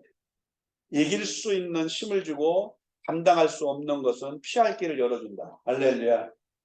자, 그때에 사람이 너에게 말하되 보라 그리스도가 여기 있다 혹은 저기 있다 해도 믿지 말라는 거예요. 거짓 그리스도들과 거짓 선지자들이 일어나 큰 표적과 기사를 보여 할 수만 있으면 택하신 자들도 미혹하겠다. 그래서 바로 마태복음 24장 5절 또 마태복음 24장 24절의 말씀을 통해서 반드시 일어나게 될 이 미혹, 거짓 그리스도 거짓 선지자들이 큰 표적과 기사를 보여 택한 자를 또 미혹한대. 택한 자들. 이해가 됩니까? 그래서 보라 내가 너에게 미리 말하였다. 그러면 사람들이 너에게 말하되 보라 그리스도가 황해에 있다 해도 나가지 말고 보라 골방에 있다 해도 믿지 말고 번개가 동편에 나도 헛편에까지 이른 번쩍이 같이 인자의 임함도 그러하리라. 죽음이 있는 곳은 독수리가 모일 것이다. 그날 환란 후에 즉시 해가 어두워지고 달이 빛을 내지 않으며 별들이 하늘에 떨어지며 하늘의 권능들이 흔들리겠다. 그래서 이제 그때 인자의 징조가 하늘에서 보이겠고 그때 땅의 모든 족속들이 통곡하며 그들이 인자가 구름을 타고 큰 능력과 큰 영광으로 오는 걸 보리라. 지상 재림 때의 모습을 이야기하고 있는 거예요. 지상 재림 때 부는 나팔이 큰 나팔이라고 했고요. 그래서 그 큰 나팔 소리로 함께 천사들을 보내 그들이 택한 자들 하느님께 접근하여 사방에서 모리라 그랬고요. 무화과 나무에 피유를 배우라 그랬고 이파리가 잎사귀가 이제 내면은 여름이 가까운 줄 아는 것처럼 이 모든 일을 보거든 인자가 가까이 문 앞에 있는 줄 알라. 여러분 그래서 세상 끝날의 징조들을 통해서 우리가 주의 재림의 날이 아주 임박한 걸 아는 거예요. 그럼 이때 우리가 심써야 될 건 뭐라고요? 세 가지. 아멘. 끝까지 견딜 수 있는 믿음으로 말씀의 영적 무장. 그리고 또 뭐예요? 세계복음화를 이루는 일에 동참해야 되고 세 번째 바로 다가올 대환란을 이길 수 있는 순교신앙을 무장하는 겁니다. 자, 그래서 이것이 이제 이 세대가 지나가기 전에 다 일어나겠다 이런 일이 천지가 없어져도 없어질지언정 내 말은 없어지지 않는다. 그런데 이제 우리가 알아야 될 게 있어요. 주님이 말씀한 얘기예요. 36절에 그날과 그때는 아무도 모르나니 하늘의 천사들도 아들도 모르고 이 아들도 누구예요? 예수 그리스도도 모르고 오직 하나님 아버지만 아신다는 거예요.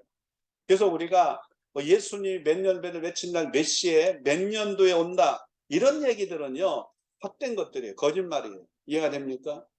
요즘에 이제 무슨 일이 일어나고 있냐면 유대교의 절기를 중심으로 해서 그들은 유대인의 신앙력이라고 해서 유대력이라고 해요. 이걸 가지고 6월절부터 출발을 해서 쭉 진행을 해서 1년의 그 모든 그러한 역사가 이제 유대인들은 절기를 중심으로 진행이 돼요. 7대 절기로. 자, 해보세요. 오늘날 정통 기독교 가운데 유대교가 믿는 유대력을 성경에 5대주자 7대 절기는 다 누가 하신 거예요? 예수 그리스도가 오셔서 할 구속사역을 예표한 거예요. 예수님이 오셔서 완성한 거예요. 더 이상 날과 절기가 의미가 없어요. 예수 그리스도 안에서 완성돼서. 그런데 그 유대력을 따라서 오늘날 예수님의 재림에 대한 연도와 시간을, 연도와 때를 측정해 가지고 그걸 가지고 사람들을 계속적으로 몰아붙이는 그런 사람들이 있어요. 여러분, 유대인들이 절기를 중심으로, 7대 절기를 중심으로 그들의 역사를 지금 절기 중심으로 진행하고 있다면, 정통 기독교의 교회력은 무엇을 중심으로 해요? 예수님의 이 땅에 오심을 기다리는 강림절, 우리는 다시 오심을 기다리는 대림절이라고 그래요. 성탄절을 앞두고 4주 동안 기다리는 이 강림절, 다른 말 말해서 주님의 다시 오심을 기다리는 대림절로부터 교회력은 시작이 돼요. 그게 12월이에요. 그래서 성탄절이 오고 그 이후에 이제 어떻게 해요? 주연절, 사순절, 그리고 부활주일, 그리고 우리가 잘 아는 오순절, 성령이 강림한 성령 강림주일, 그 이후에 추수감사주일, 이런 식으로 교회의 절기는 그렇게 진행이 돼요. 이해가 됩니까? 예수 그리스도의 구속사역의 붓꽃을 마저 진행되고 있다고. 교회의 절기력은 다 이렇게 예수 그리스도를 중심으로 되고 있어요. 그래서 우리가 BC가 아니라 AD는 완전히 예수님의 탄생 이후로 세계의 역사가 다 주일을 중심으로 진행되고 있잖아요.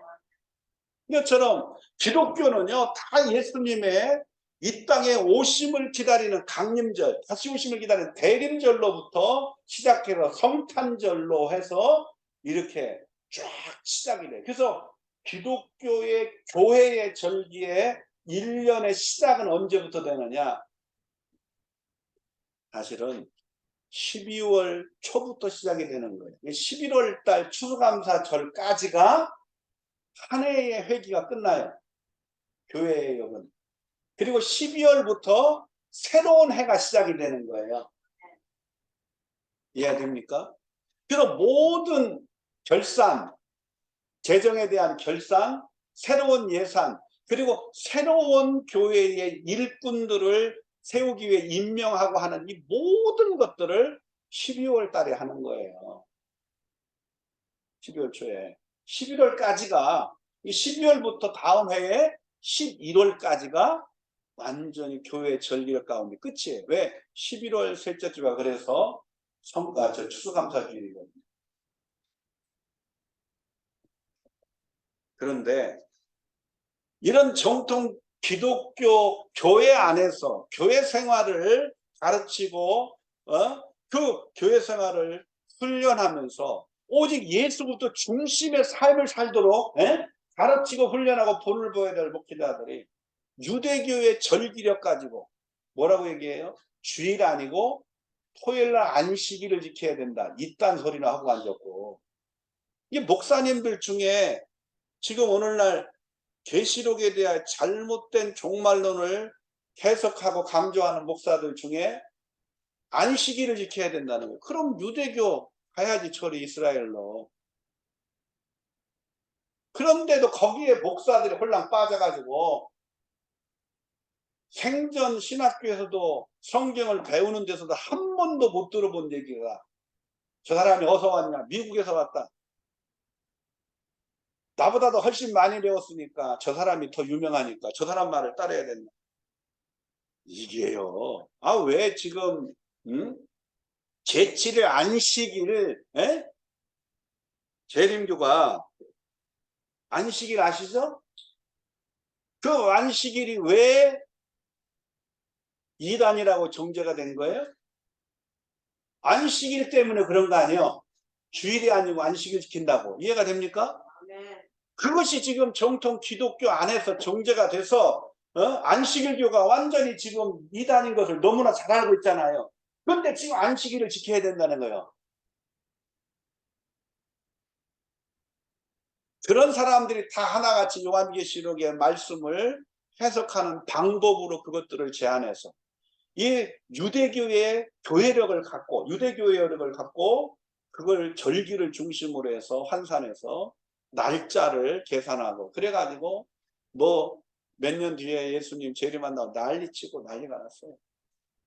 우리가요 정말로 제가 여러분들에게 확실하게 좀 단언하는데 모든 이 땅의 그리스도인들이 예수 그리스도의 다시 오심에 대한 초점을 두기를 어디다 둬야 되느냐?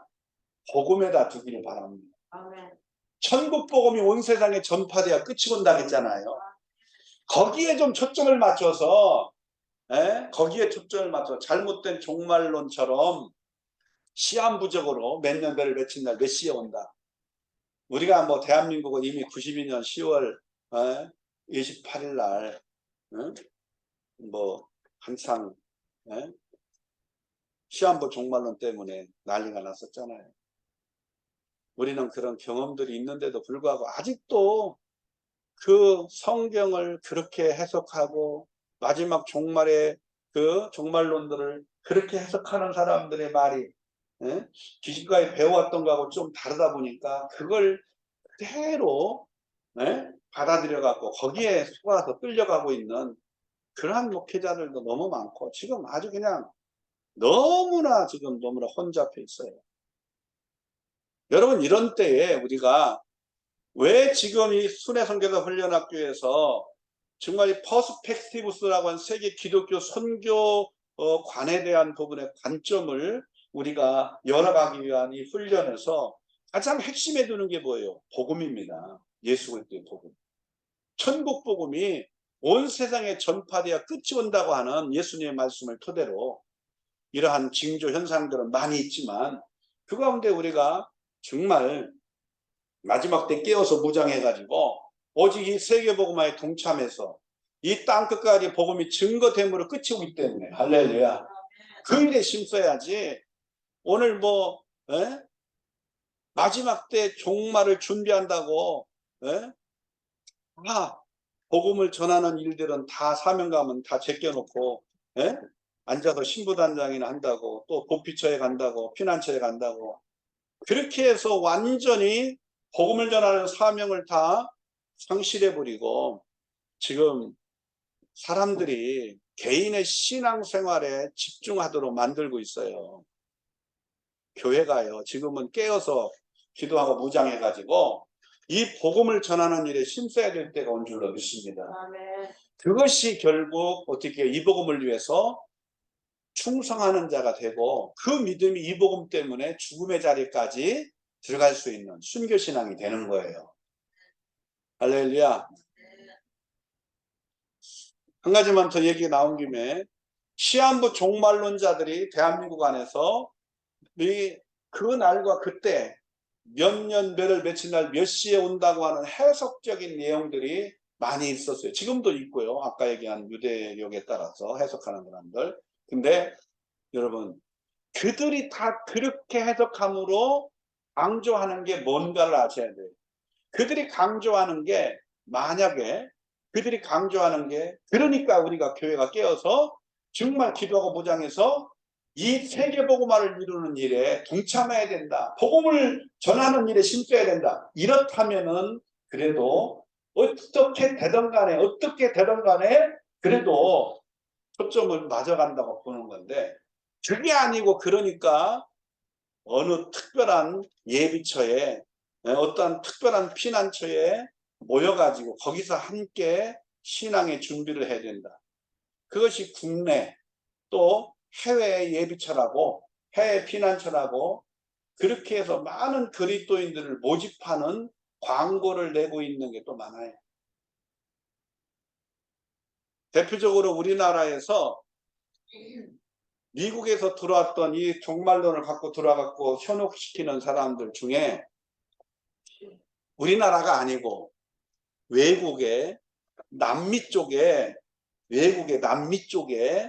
그 나라를 선정해서 그 나라에 아주 좀 유명한 그러한 조금 뭐라고 표현할까 조금 쉽게 드러나지 않고 잘 이렇게 은밀하게 이렇게 숨어서 지낼 수 있는 그런 곳이죠. 그러면서 농사도 짓고 자급자족을 할 수 있는 그런 곳. 그런 곳을 선정해 가지고 그곳에 하나님께서 예비처를 마련했다.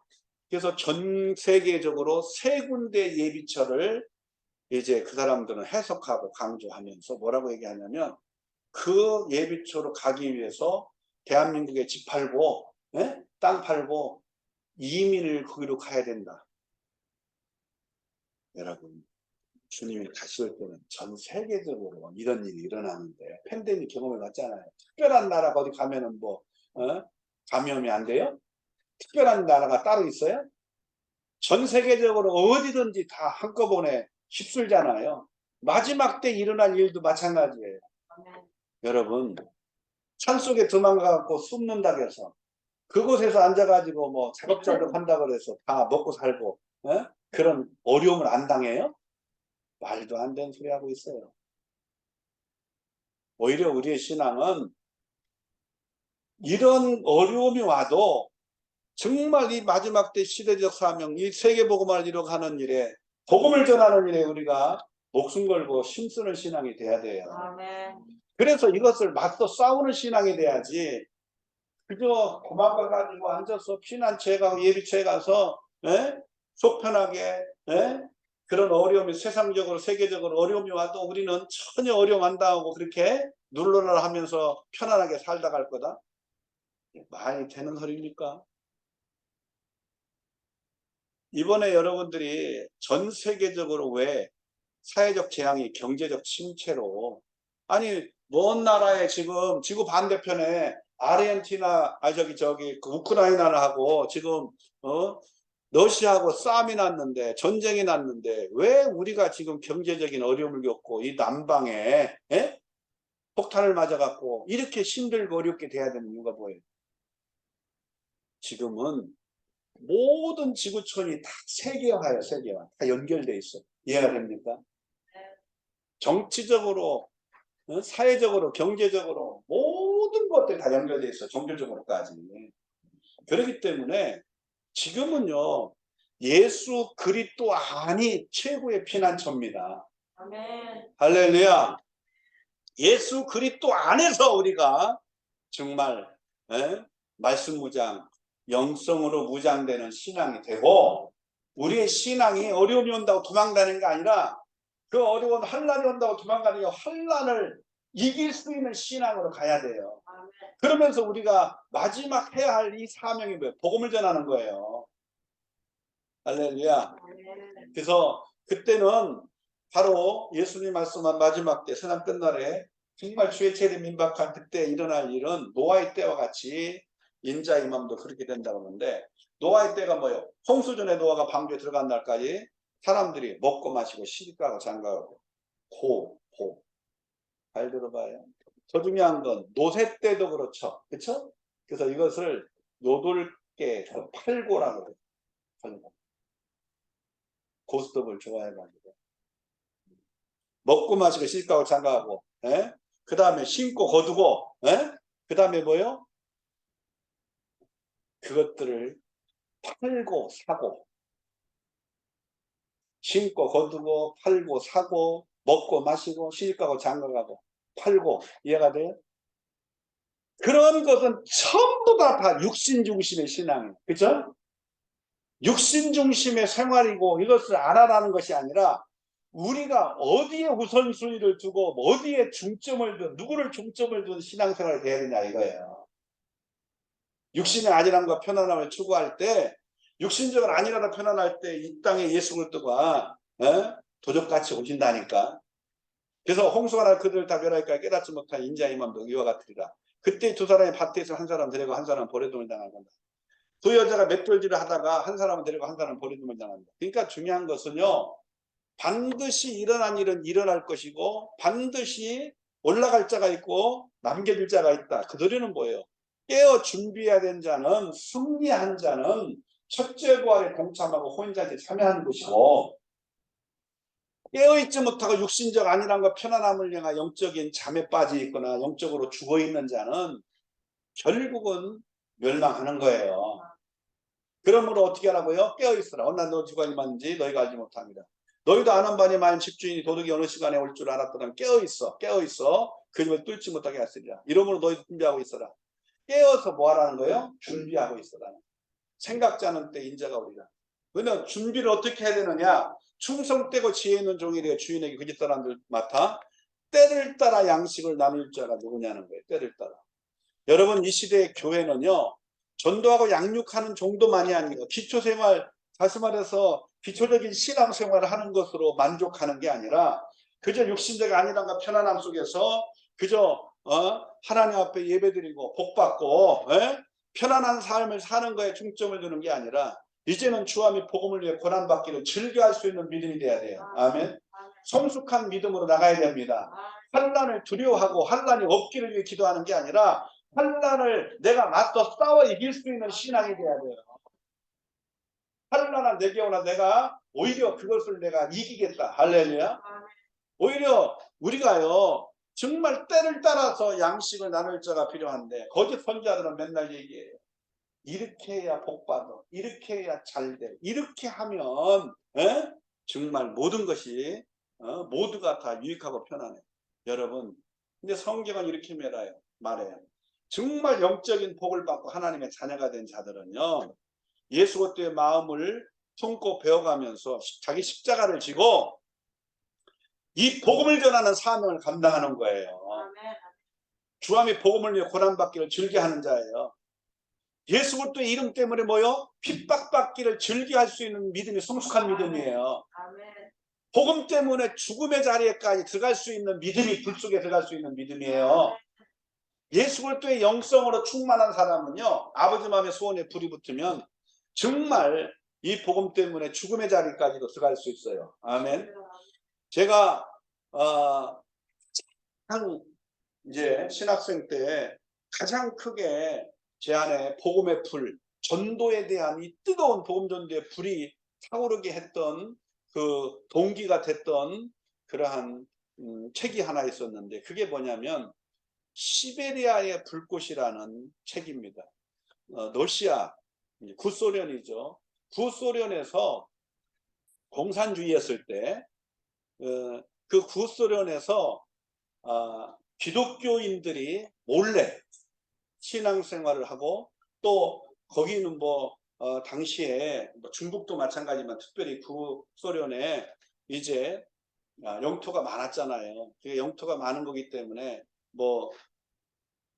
구소련의 핵심부는 아니고 그 영토 가운데에서 좀 변두리 쪽에 있는 그런 곳에 이제 예수 믿는 사람들을 통하여, 목회자를 통하여 복음을 듣고 예수 믿는 사람들이 일어나게 됐어요. 근데 이들이 몰래 신앙생활을 하고 들켰다 하면 죽는 거예요. 그런데 신앙생활을 그냥 몰래 마음으로 믿고 그냥 이렇게 몰래 숨어서 신앙생활을 하면은 위험이 덜한데, 문제는 이들의 신앙이 얼마나 아주 선택이 얼마나 결단적인 선택인지 보세요.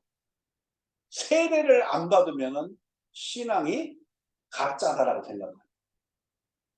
초대교회도 세례를 안 받고는, 그래서 유대교인들 앞에서 나는 예수 그리스도를 믿는 그런 그리스도인이다, 그렇게 공개적으로 하고 세례를 받지 않으면 미움받지 않고 죽임을 당하지 않거든요.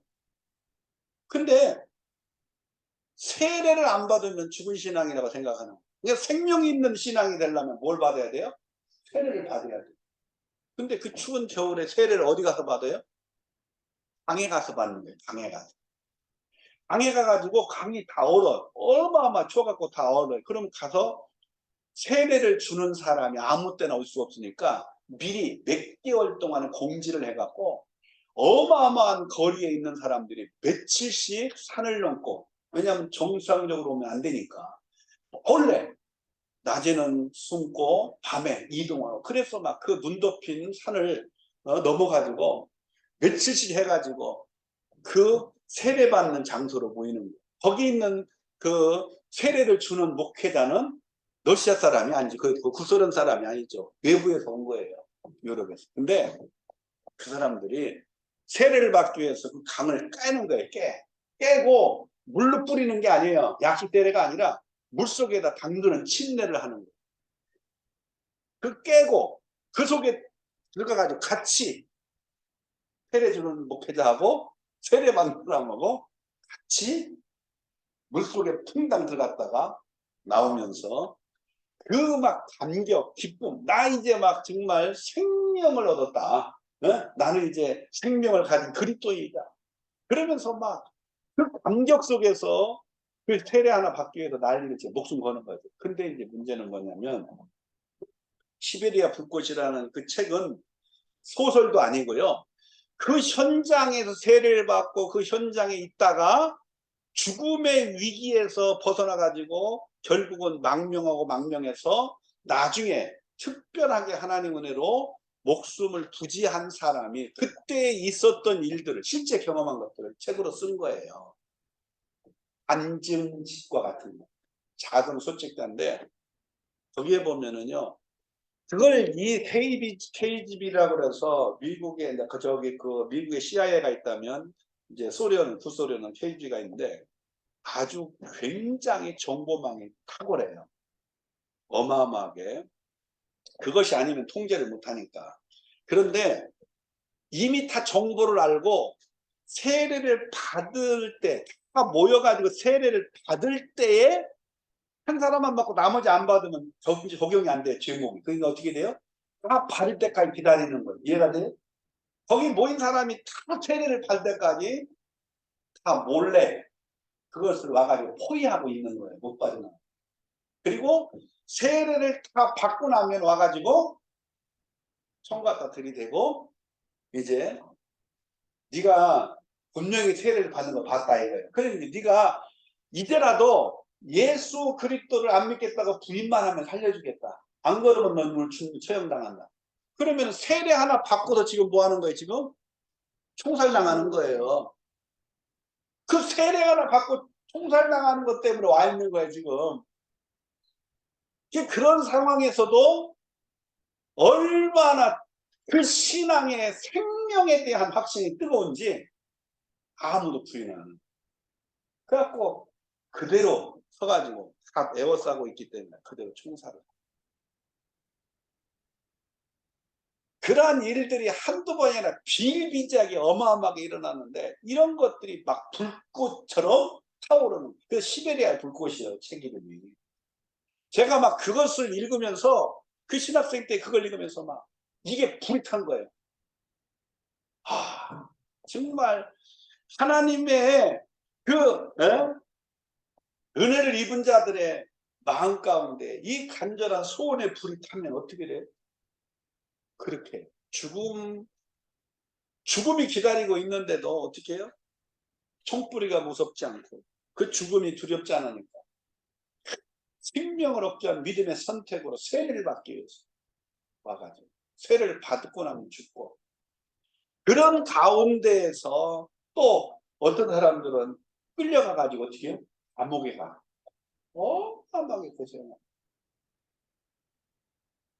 그런 중에도 절대로 믿음을 부인하지 않고 끝까지 믿음 지키다가 순교를 하는 거예요.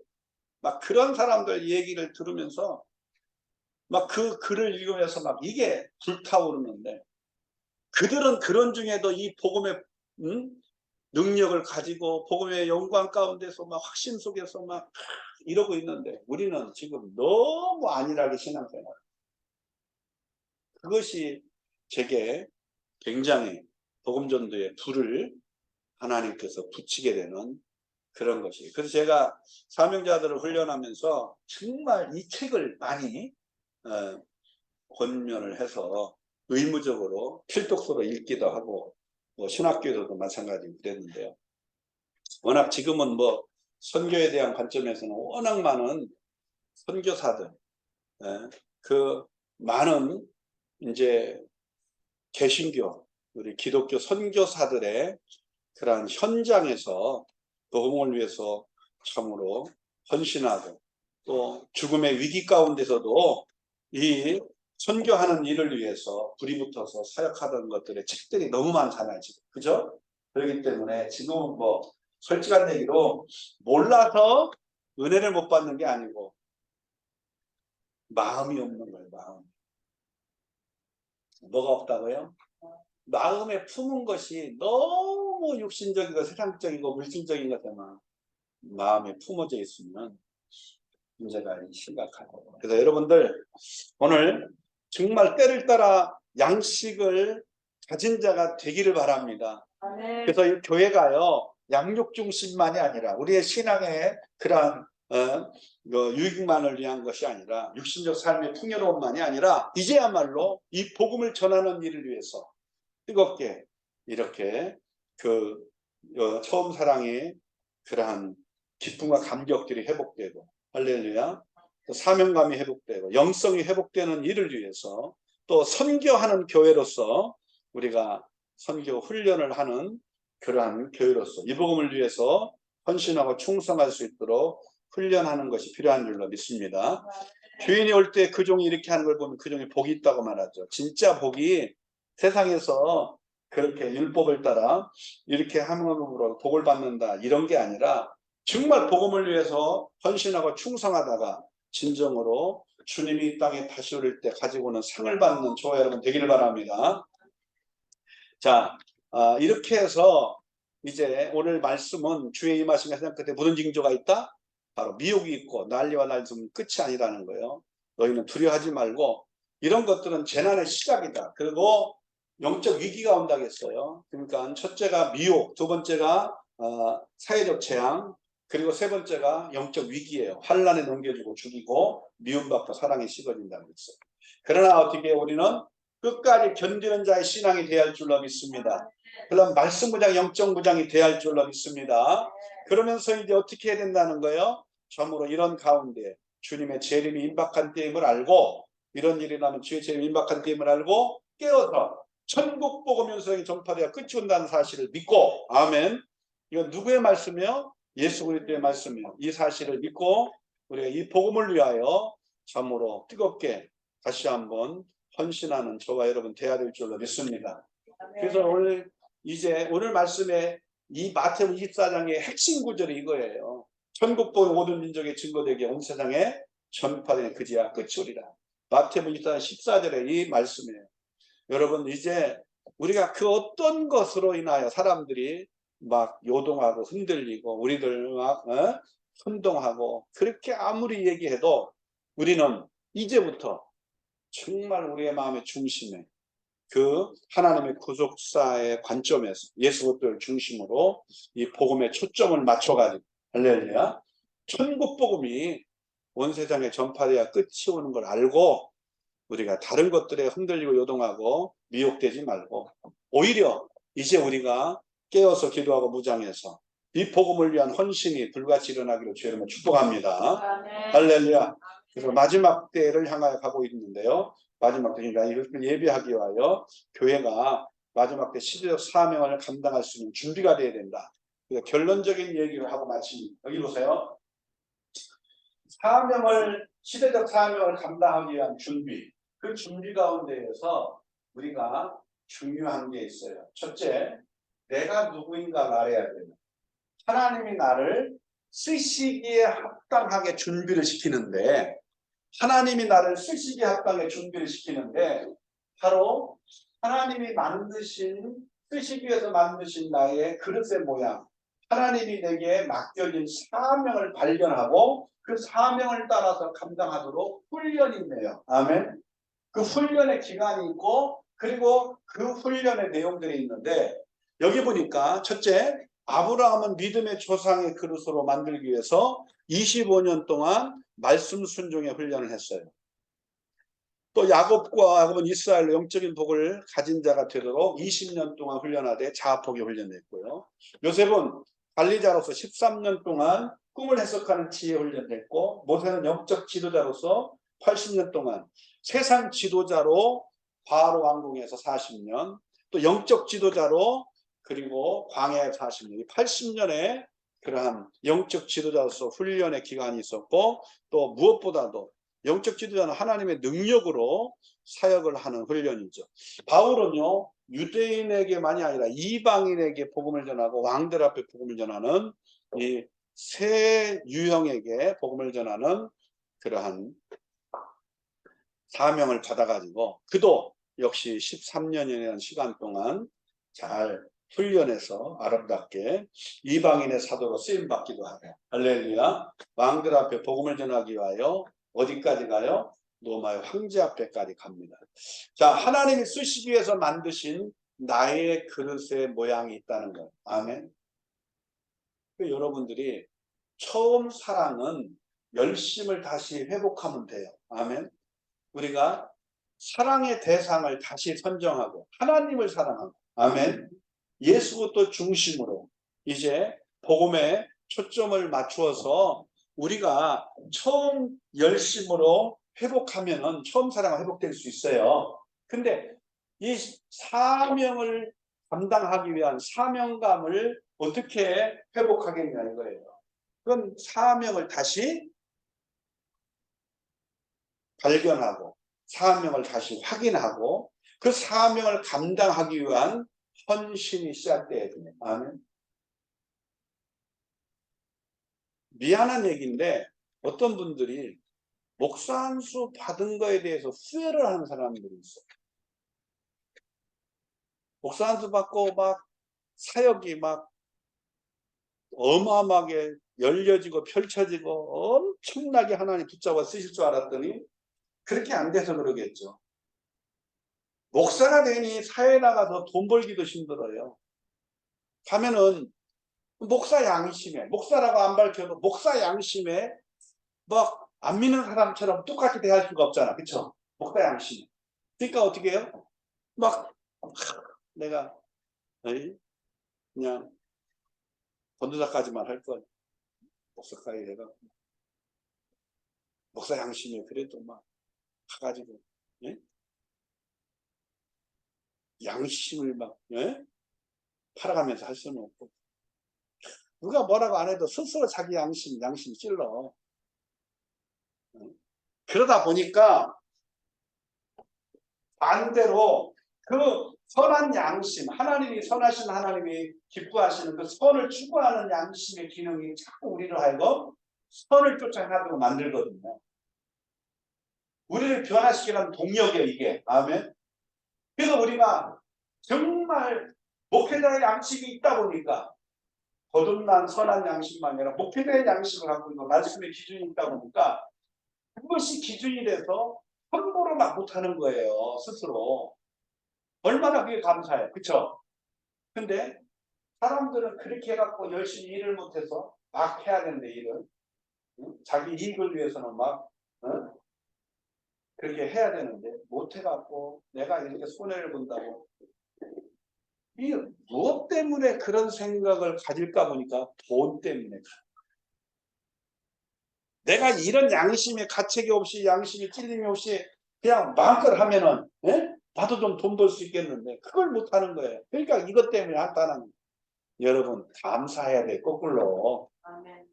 이 양심이 나로 하여금 하나님이 기뻐하는 선을 쫓아 행하도록 만드는구나. 악은 행치 아니하고 뭐요? 선을 행할 수 있도록 나를 하나님이 이끌어 가시는구나. 얼마나 감사해.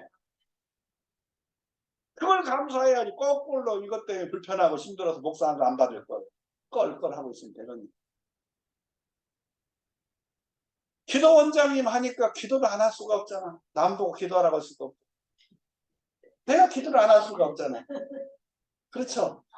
근데 거꾸로 기도 원장에 사명이 있다 보니까 내 사명감을 가지고 깨닫고 있다 보니까 내가 스스로 사명을 감당하기 위해서 남 보고 기도해 산다고 할 것만 하는 것만이 아니라 나도 뭐요?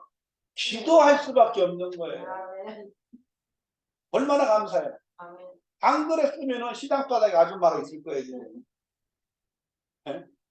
이게 감사한 거라고 이게. 제가 오늘날 봐요. 왜 지금 제가 선교사가 되겠다고 소원하고 40년 만에 작년에 8월 20일 선교사 파송받고 그래서 결국은 이제 마라타 순회 선교단 이 3대 중점 사역을 오늘 말씀한 것처럼 3대 중점 사역을 힘쓰겠다. 그 사역을 감당하기 위해서 순회선교도 훈련학교를 하자. 그래서 한국교회를 깨우는 일을 하자. 그래서 뭘 깨울까? 영적인 눈을 여는 것만. 처음 사랑, 사명감, 영성 회복하는 이것도 중요하지만 선교관의 눈을 열어야 되겠다. 아멘. 그래서 이제 퍼스펙티브 선교관 훈련을 하게 된 거예요. 그래서 이제 3기체를 이제 하게 되는 거예요.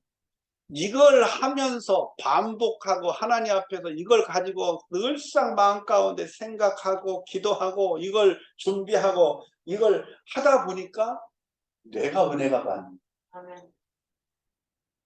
이런 걸 안 하면은 자꾸 멀어져. 그쵸? 멀어지면 어떻게 해요? 몸도 멀어지면 뭐도 멀어져? 마음도 멀어져.